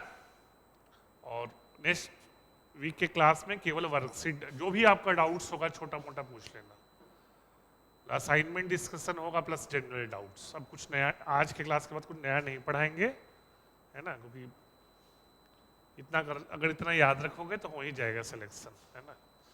कट ऑफ वैसे भी आता है करीब, है ना। लास्ट ईयर का डेटा देखें 200 मतलब 40% गया था लास्ट ईयर, है ना। तो ATC यूपी का 86 गया था 200 में। मान लो डिफिकल्ट पेपर था, आसान रहेगा तो 50% जाएगा। तो जब 50% पेपर स्कोर करना है तो सिंपल लॉजिक है, 70% कवरेज करो सिलेबस और 80% एक्यूरेसी रखो। 70 का 80% 56% हो गया, है ना। सब कुछ पढ़ाएंगे लास्ट में तो कुछ समझ में भी नहीं आएगा। ये नोट कर लिए। थोड़ा समझाते हैं कुछ आप लोग को, देखो यहाँ पर ये नया है, ध्यान से देखना। अगर कोई पूछे कि NO2 माइनस, एक मिनट, अगर कोई पूछे आपसे कि NO2 माइनस, देखो अभी तक हम कोई आयन का नहीं लिए थे, अब थोड़ा आयन का ले रहे हैं। NO2 माइनस, तो इसका पहले तुमको स्ट्रक्चर देखना पड़ेगा। तो एक चीज याद रखिएगा, नाइट्रोजन बनाता है 3 बॉन्ड और ऑक्सीजन बॉन्ड बनाता है 2 बॉन्ड, ठीक है। लेकिन यहाँ पर एक नेगेटिव चार्ज भी है, तो तुम खुद सोचो ऑक्सीजन कितना बॉन्ड बनाता है? 2। क्यों? क्योंकि उसको वो 2 इलेक्ट्रॉन एक्सेप्ट करता है, 2 इलेक्ट्रॉन एक्सेप्ट करता है फॉर ऑक्टेट। तो अगर ऑक्सीजन मान लो सिंगल बॉन्ड ही बनाया, क्या बनाया, तो मतलब उसको 1 इलेक्ट्रॉन और चाहिए ना। तो वो इलेक्ट्रॉन कहाँ से मिलता है? नेगेटिव चार्ज से। आपको पता है नेगेटिव चार्ज मतलब इलेक्ट्रॉन होता है। तो NO2 माइनस का स्ट्रक्चर तुम देखोगे तो कुछ ऐसा होगा, N डबल बॉन्ड हो, सिंगल बॉन्ड हो और O पे माइनस। फिर से बता रहे हैं O पे माइनस क्यों रहा। ऑक्सीजन में कितने वैलेंस इलेक्ट्रॉन है? 6। यहाँ से कितना मिल गया है? 1। तो 6 1 7, और एक नेगेटिव चार्ज भी तो इलेक्ट्रॉन ही है, तो 7 1 8। बोले सर यहाँ पे नेगेटिव क्यों नहीं? उसको 6 2 8 मिल गया बॉन्डिंग से, इसको नेगेटिव की जरूरत, ठीक है। अच्छा, नाइट्रोजन का वैलेंस इलेक्ट्रॉन 5 होता है 2,5 से, तो बॉन्डिंग में कितना गया? 3, तो बचा कितना? 2, ठीक है। तो अब देखो इसका स्टेरिक नंबर कितना हो जाएगा। इसके राउंड कितने एटम है? 2। रोल नंबर कितना? 1। तो क्या हो जाएगा बेटा ये सर? अब कोई पूछे ज्योमेट्री क्या होगा,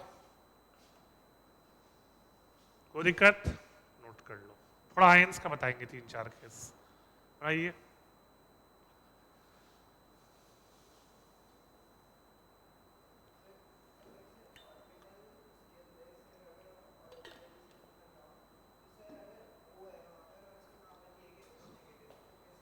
मतलब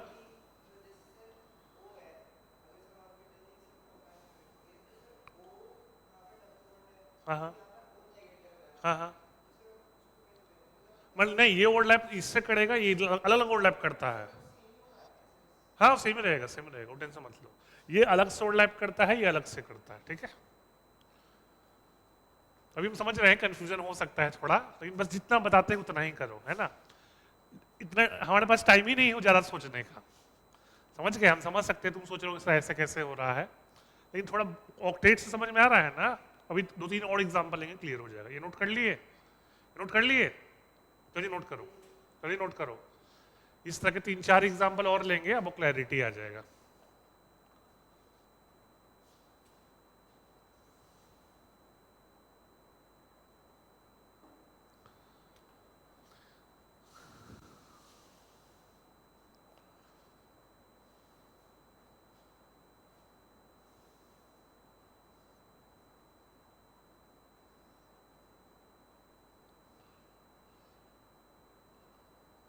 ठीक है, चलो एक और एग्जाम्पल लेते हैं, SO4 2-।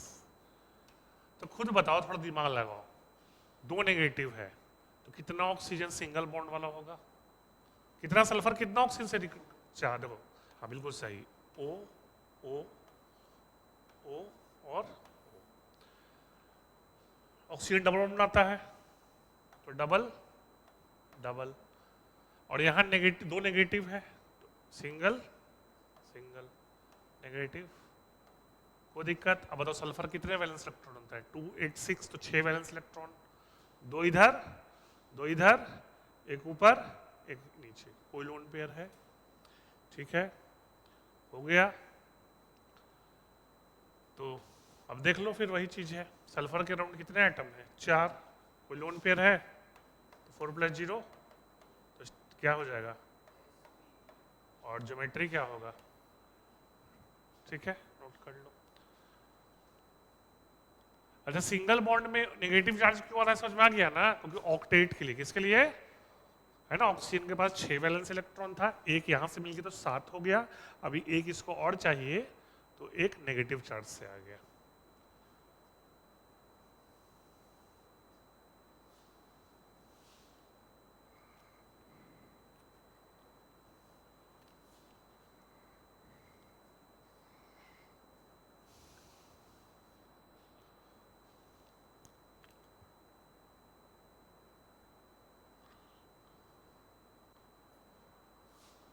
हो गया, कोई दिक्कत।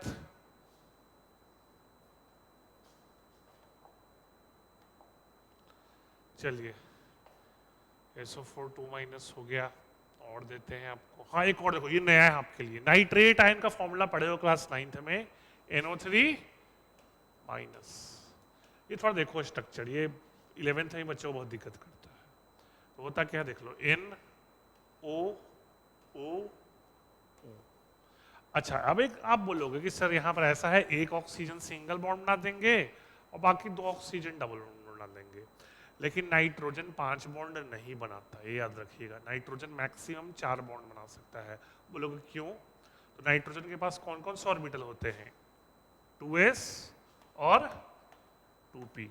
2s कितने होते हैं, s ऑर्बिटल कितना होता है, एक, और p कितना होता है, 3, तो एक और 3, तो नाइट्रोजन 4 बॉन्ड से ज्यादा नहीं बना सकता। ये समझ में आ रहा है हम क्या बोलना चाह रहे हैं। तुम बोलो सर डबल बॉन्ड एक सिंगल बॉन्ड, वो स्ट्रक्चर क्या हो जाएगा, गलत। ठीक है, तो अब देखो कैसे बनेगा, एक ऑक्सीजन सिंगल कर दो, एक ऑक्सीजन सिंगल कर दो, और इसको डबल, ट्रिपल नहीं, फिर तो 5 ही हो गया, डबल। अच्छा, तो ऑब्वियस इस पे नेगेटिव होगा, इस पे नेगेटिव हो। अब ध्यान से देखना एक चीज, नाइट्रोजन में कितना वैलेंस इलेक्ट्रॉन है, 5, है ना। अच्छा, अब इसके राउंड कितने इलेक्ट्रॉन हो गया, 5 वैलेंस इलेक्ट्रॉन है, 6 7, मतलब 6 7 और 2 9। ऑक्टेट के लिए कितना चाहिए, तो एक इलेक्ट्रॉन क्या करेगा, लूज कर देगा। तो लूज कर, जो एटम इलेक्ट्रॉन लूज करता है उस पर क्या चार्ज आता है, पॉजिटिव, तो इसीलिए एक पॉजिटिव चार्ज आ जाएगा। फिर से देखो, नाइट्रोजन के कितने वैलेंस इलेक्ट्रॉन होते हैं, 5, ठीक। यहां से उसको एक मिल रहा है, यहां से एक, यहां से दो, तो टोटल कितने इलेक्ट्रॉन होंगे। और ऑक्टेट के लिए कितना चाहिए, तो एक इलेक्ट्रॉन, तो तुम खुद सोचो ना, पढ़े भी होगे, अगर कोई एलिमेंट इलेक्ट्रॉन लूज करता है तो प्लस आता है ना, तो इसने वो एक इलेक्ट्रॉन लूज कर दिया। तो जब लूज कर दिया तो इसके पास कोई लोन पेयर बचा। तो नाइट्रोजन का राउंड कितने एटम है? 3। कोई लोन पेयर तो क्या हो जाएगा? sp2। तो ये देख लो, तो मतलब क्वेश्चन, हाँ, इसी को एनसीईआरटी में यूज करता है टर्म फॉर्मल चार्ज। क्या यूज करता है? Formal charge. फॉर्मल चार्ज वही है जो एटम्स पे चार्ज आ रहे हैं। ऑक्सीजन पे क्या चार्ज है? -1, माइनस है ना, तो इसका फॉर्मल चार्ज क्या हो जाएगा? -1, इसका -1, इसका और इसका 0। ठीक है, समझ में आ रहा है? नोट कर लो। नाइट्रेट का स्ट्रक्चर ध्यान रखना, अगर नाइट्रेट समझ में आ गया तो आपको कोई भी स्ट्रक्चर समझ लोगे। समझ में आया प्लस चार्ज क्यों है ना? क्योंकि ऑक्टेट से एक इलेक्ट्रॉन ज्यादा था।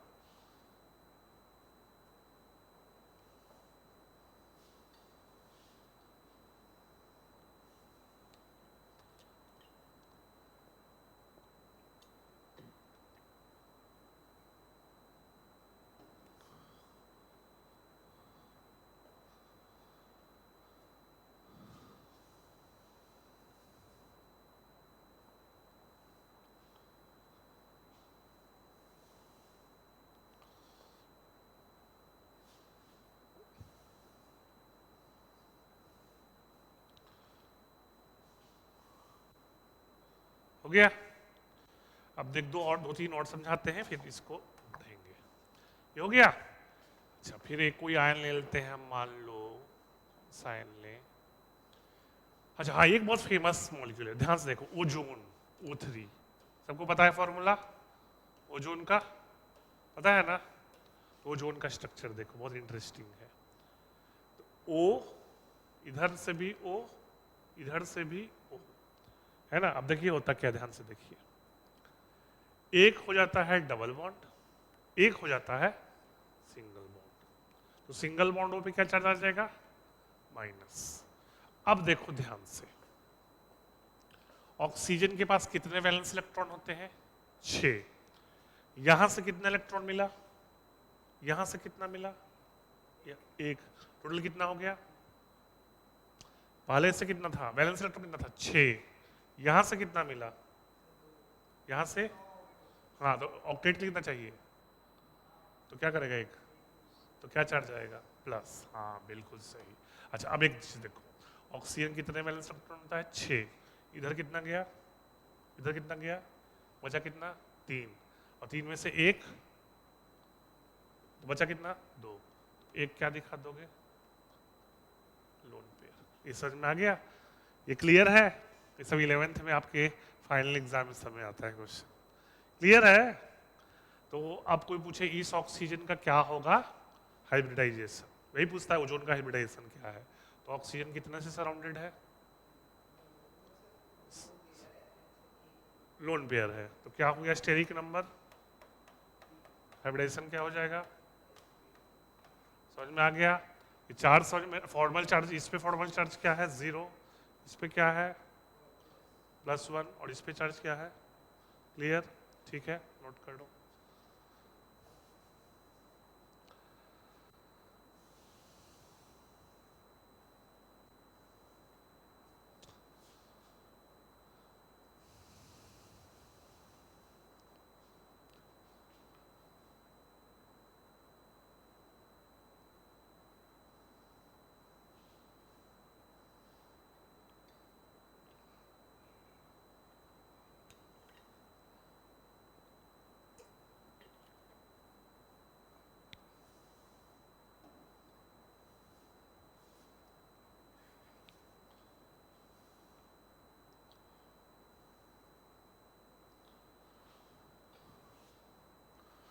हो गया? नोट कर लिए? 2 मॉलिक्यूल और बताएंगे हाइब्रिडेशन का, फिर अब समझ में आ गया ना क्या करना है। एक कार्बोनेट देख लो, 9th में पढ़े थे, है ना? CO3 2-। तो खुद तुम गेस कर सकते हो कार्बन के अराउंड कितना है एटम? 3। अब खुद करो, कितना नेगेटिव चार्ज है? 2। तो कितना ऑक्सीजन सिंगल बॉन्ड का होगा? बिल्कुल सही। और एक ऑक्सीजन? बहुत इजी है। अच्छा, कार्बन कितने वैलेंस इलेक्ट्रॉन है? 4। बॉन्डिंग में भी कितना गया? 4। वो लोन पेयर, तो क्या हो गया स्टेरिक नंबर, 3 एटम सराउंडेड है प्लस क्या हो गया 3, तो sp नोट कर लो।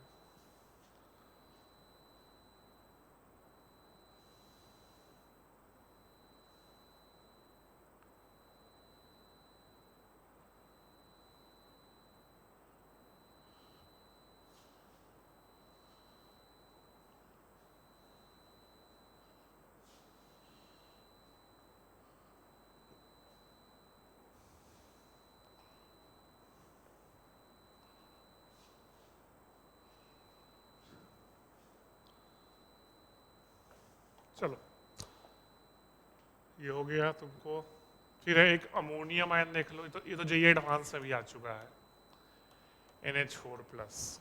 तो देखो क्या होगा, नाइट्रोजन कितने सराउंडेड है 4। अच्छा हाइड्रोजन का सबसे आसान होता है क्योंकि हाइड्रोजन हमेशा कितना बॉन्ड बनाता है, अब देखो चार्ज के लिए नाइट्रोजन में कितने वैलेंस इलेक्ट्रॉन होते हैं 5, मिल कितना रहा है 6 7 8 9, तो क्या होगा 1 इलेक्ट्रॉन। तो नाइट्रोजन के पास 5 वैलेंस इलेक्ट्रॉन था और 4 चला गया, तो बचा एक और उसको लूज कर दिया, तो लोन पेयर बचा नहीं। कितने एटम से सराउंडेड है 4, कोई लोन पेयर क्या हो गया sp3, नोट कर लो।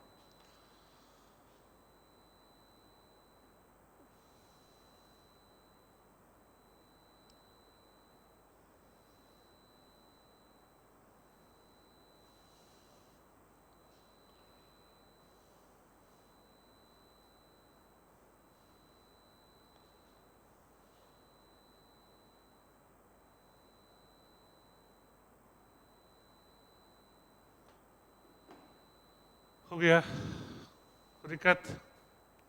एक ये देख लो XCF4, तो जेनरल में कितने वैलेंस इलेक्ट्रॉन होते हैं 8, और फ्लोरीन कितना बॉन्ड बनाता है बताओ, फ्लोरीन कौन ग्रुप 17 में है फ्लोरीन ना, तो कितने ऑक्टेट के लिए चाहिए एक, तो सिंगल बॉन्ड बनाएगा है ना। तो अब जेनरल के 8 वैलेंस इलेक्ट्रॉन है, बॉन्डिंग में कितना चला गया 4, तो बचा कितना 4, तो कितने लोन पेयर, तो जेनरल कितने एटम से सराउंडेड है 4, और कितने लोन पेयर है, तो कितना स्टेरिक नंबर हो गया, तो क्या हो जाएगा एक S sp3, और ज्योमेट्री क्या हो जाएगा ऑक्टाहेड्रल, नोट करो।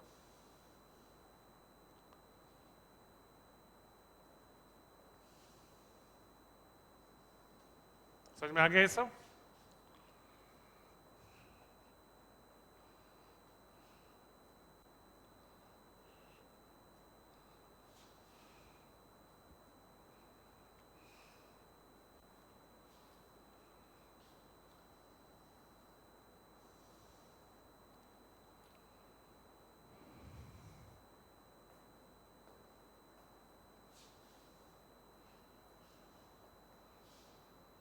हो गया, चलिए एक टॉपिक और पढ़ा देते हैं फिर आज अगला सेंड करेंगे। हाइब्रिडाइजेशन हो गया sp2 बता दिए सब, वो सब बता चुके हैं।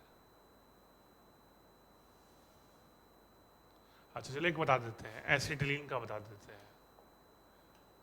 डायमंड में देखो क्या होता है स्ट्रक्चर, ये 10th क्लास में पढ़े होगे, डायमंड स्ट्रक्चर पढ़े थे 10th में, कार्बन का एलोट्रॉप होता है। डायमंड में एक कार्बन 4 कार्बन से सराउंडेड है, एक कार्बन तो 4 से सराउंडेड है, तो स्टेरिक नंबर कितना हो गया 4, और कोई लोन पेयर तो होगा नहीं, तो क्या हो जाएगा हाइब्रिडाइजेशन sp3। एसिटिलीन का देख लो फॉर्मूला होता है C2H2, क्या होता है, तो स्ट्रक्चर देख लो, ये कार्बोनेट्स कंपाउंड में भी पढ़े हो गए आप। तो कार्बन के राउंड कितने एटम है इस कार्बन के राउंड, एटम स्टेरिक नंबर का बात कर रहे हैं, इस कार्बन के राउंड 2, कोई लोन पेयर है नहीं, तो स्टेरिक नंबर क्या हो गया 2, तो हाइब्रिडेशन क्या हो जाएगा sp। इस कार्बन के राउंड में कितने एटम है, और कोई लोन पेयर, कहाँ लोन पेयर है ना, तो ये भी क्या हो जाएगा sp। तो sp3 sp कौन से ऑप्शन में, खत्म हो गया ये वाला।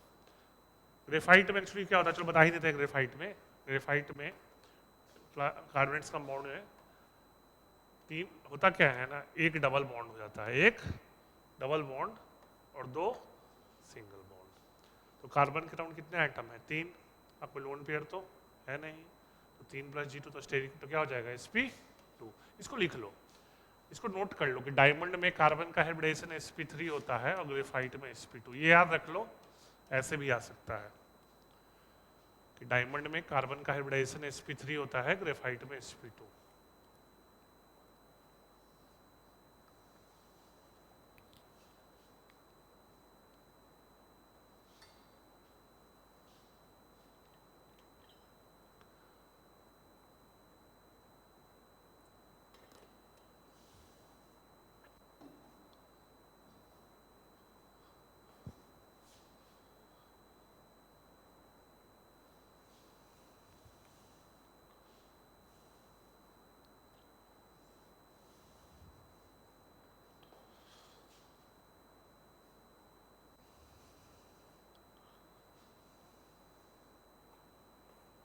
हो गया, बढ़ जाए।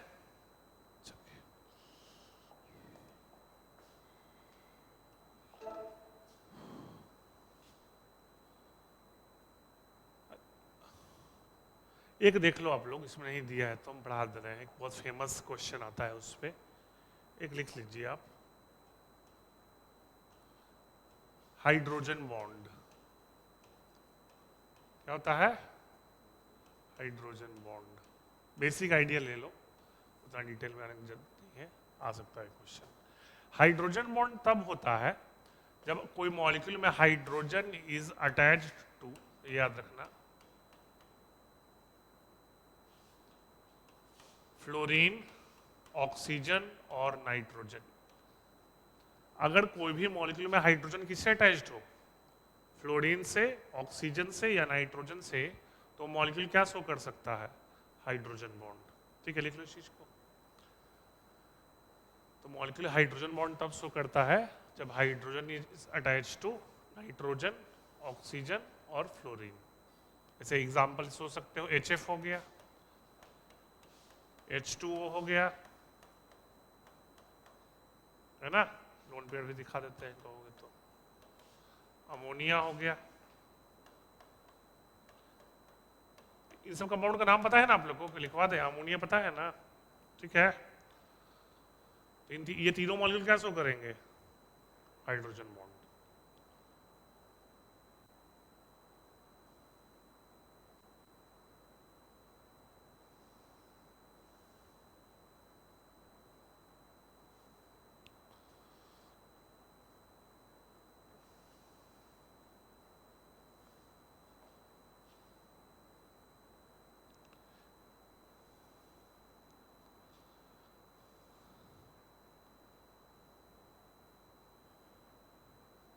हो गया।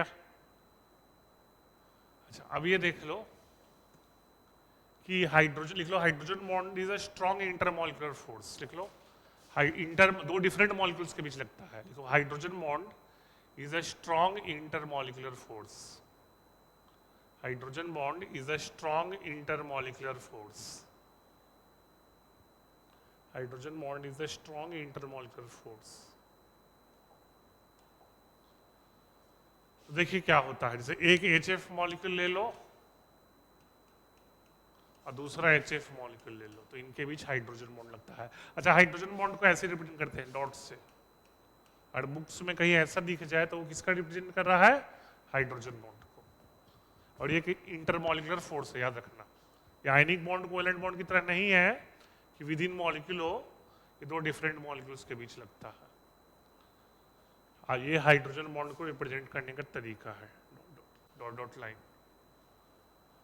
Dash line.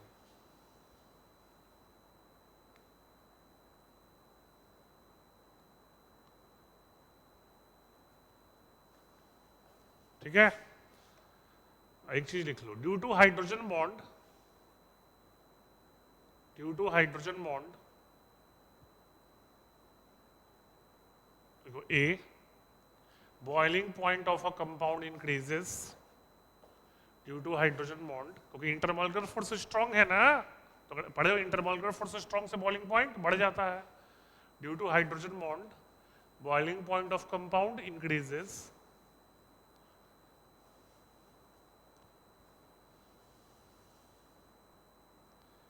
B solubility in water increases,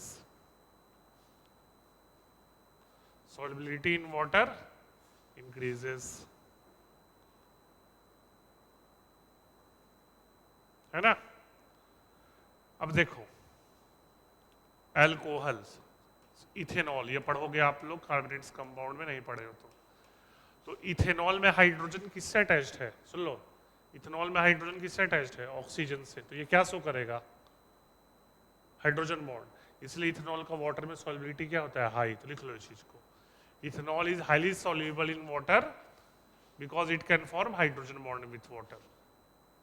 उसी तरह से एसिटिक एसिड भी पढ़े होंगे, CH3 COOH, तो यहाँ भी H किससे अटैच्ड है, O से, तो ये भी क्या शो करेगा वाटर के साथ हाइड्रोजन बॉन्ड, तो वाटर में सॉल्युबिलिटी हाई होगा। तो ये दोनों कंपाउंड वाटर में हाईली सॉल्युबल होते हैं, क्योंकि वाटर के साथ क्या फॉर्म कर सकते हैं, हाइड्रोजन बॉन्ड।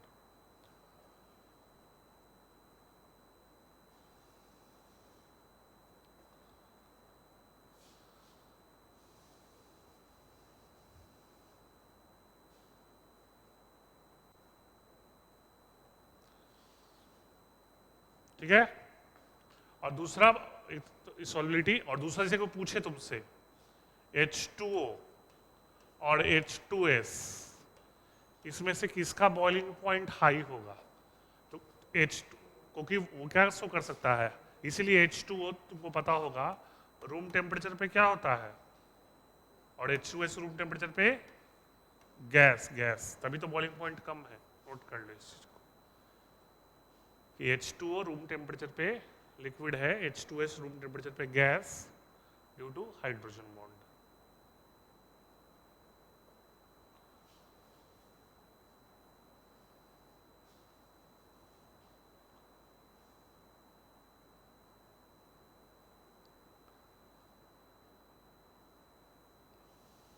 सिमिलरली कोई पूछे आपसे HF और HCl, इसका बॉइलिंग पॉइंट ज्यादा होगा, HF, क्योंकि क्या शो कर सकता है, हाइड्रोजन बॉन्ड, लिख लो इसको भी।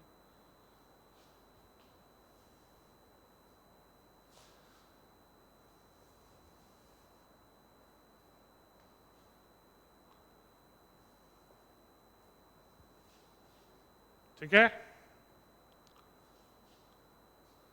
और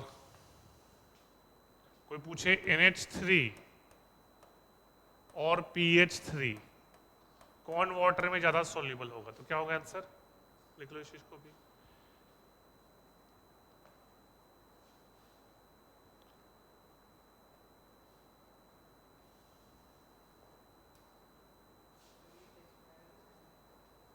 ना आज क्लास का नहीं आएगा, आज है ना जो पढ़ाया गया वही, आप ही क्या दिक्कत है ना, आपको अल्टीमेटली 20 में से 11-12 क्वेश्चन करने हैं, है ना, 11-12 सही है ना, चलिए हो गया ये। अच्छा एक चीज ध्यान रखना, इसको लिख लो, देखो फ्लोरीन, ऑक्सीजन एंड नाइट्रोजन, देखो fluorine, oxygen and nitrogen so hydrogen bond, देखो fluorine, oxygen and nitrogen so hydrogen bond because of देखो A high electronegativity, because of लिखो A high electronegativity, B small size, B small size. अब देखो कुछ जगह question हम देखे हैं, सुन रहे, कुछ क्वेश्चन देखे हैं कि नाइट्रोजन और क्लोरीन इनका इलेक्ट्रोनेगेटिविटी लगभग सेम होता है, अगर तुम पढ़े होगे पीरियोडिक तो वैल्यू होगा 3.0, इनका इलेक्ट्रोनेगेटिविटी लगभग सेम होता है, लेकिन नाइट्रोजन हाइड्रोजन बॉन्डिंग शो करता है, क्लोरीन शो, तो क्या रीजन हुआ गेस करो, स्मॉल साइज, नाइट्रोजन का साइज स्मॉल होता है, क्लोरीन का साइज लिख लो इसको। तो अगर हाइड्रोजन क्लोरीन से अटैच्ड हो तो इसलिए हाइड्रोजन बॉन्डिंग शो नहीं करता क्योंकि क्लोरीन का साइज बड़ा होता है। इसको लिख लो और इसी के साथ आज का क्लास समाप्त। नेक्स्ट क्लास में फिर से बता रहे हैं, आपका जो भी असाइनमेंट है उसका डाउट्स लेंगे या फिर आपका जनरल डाउट्स लेंगे, है ना? हो गया, ठीक है।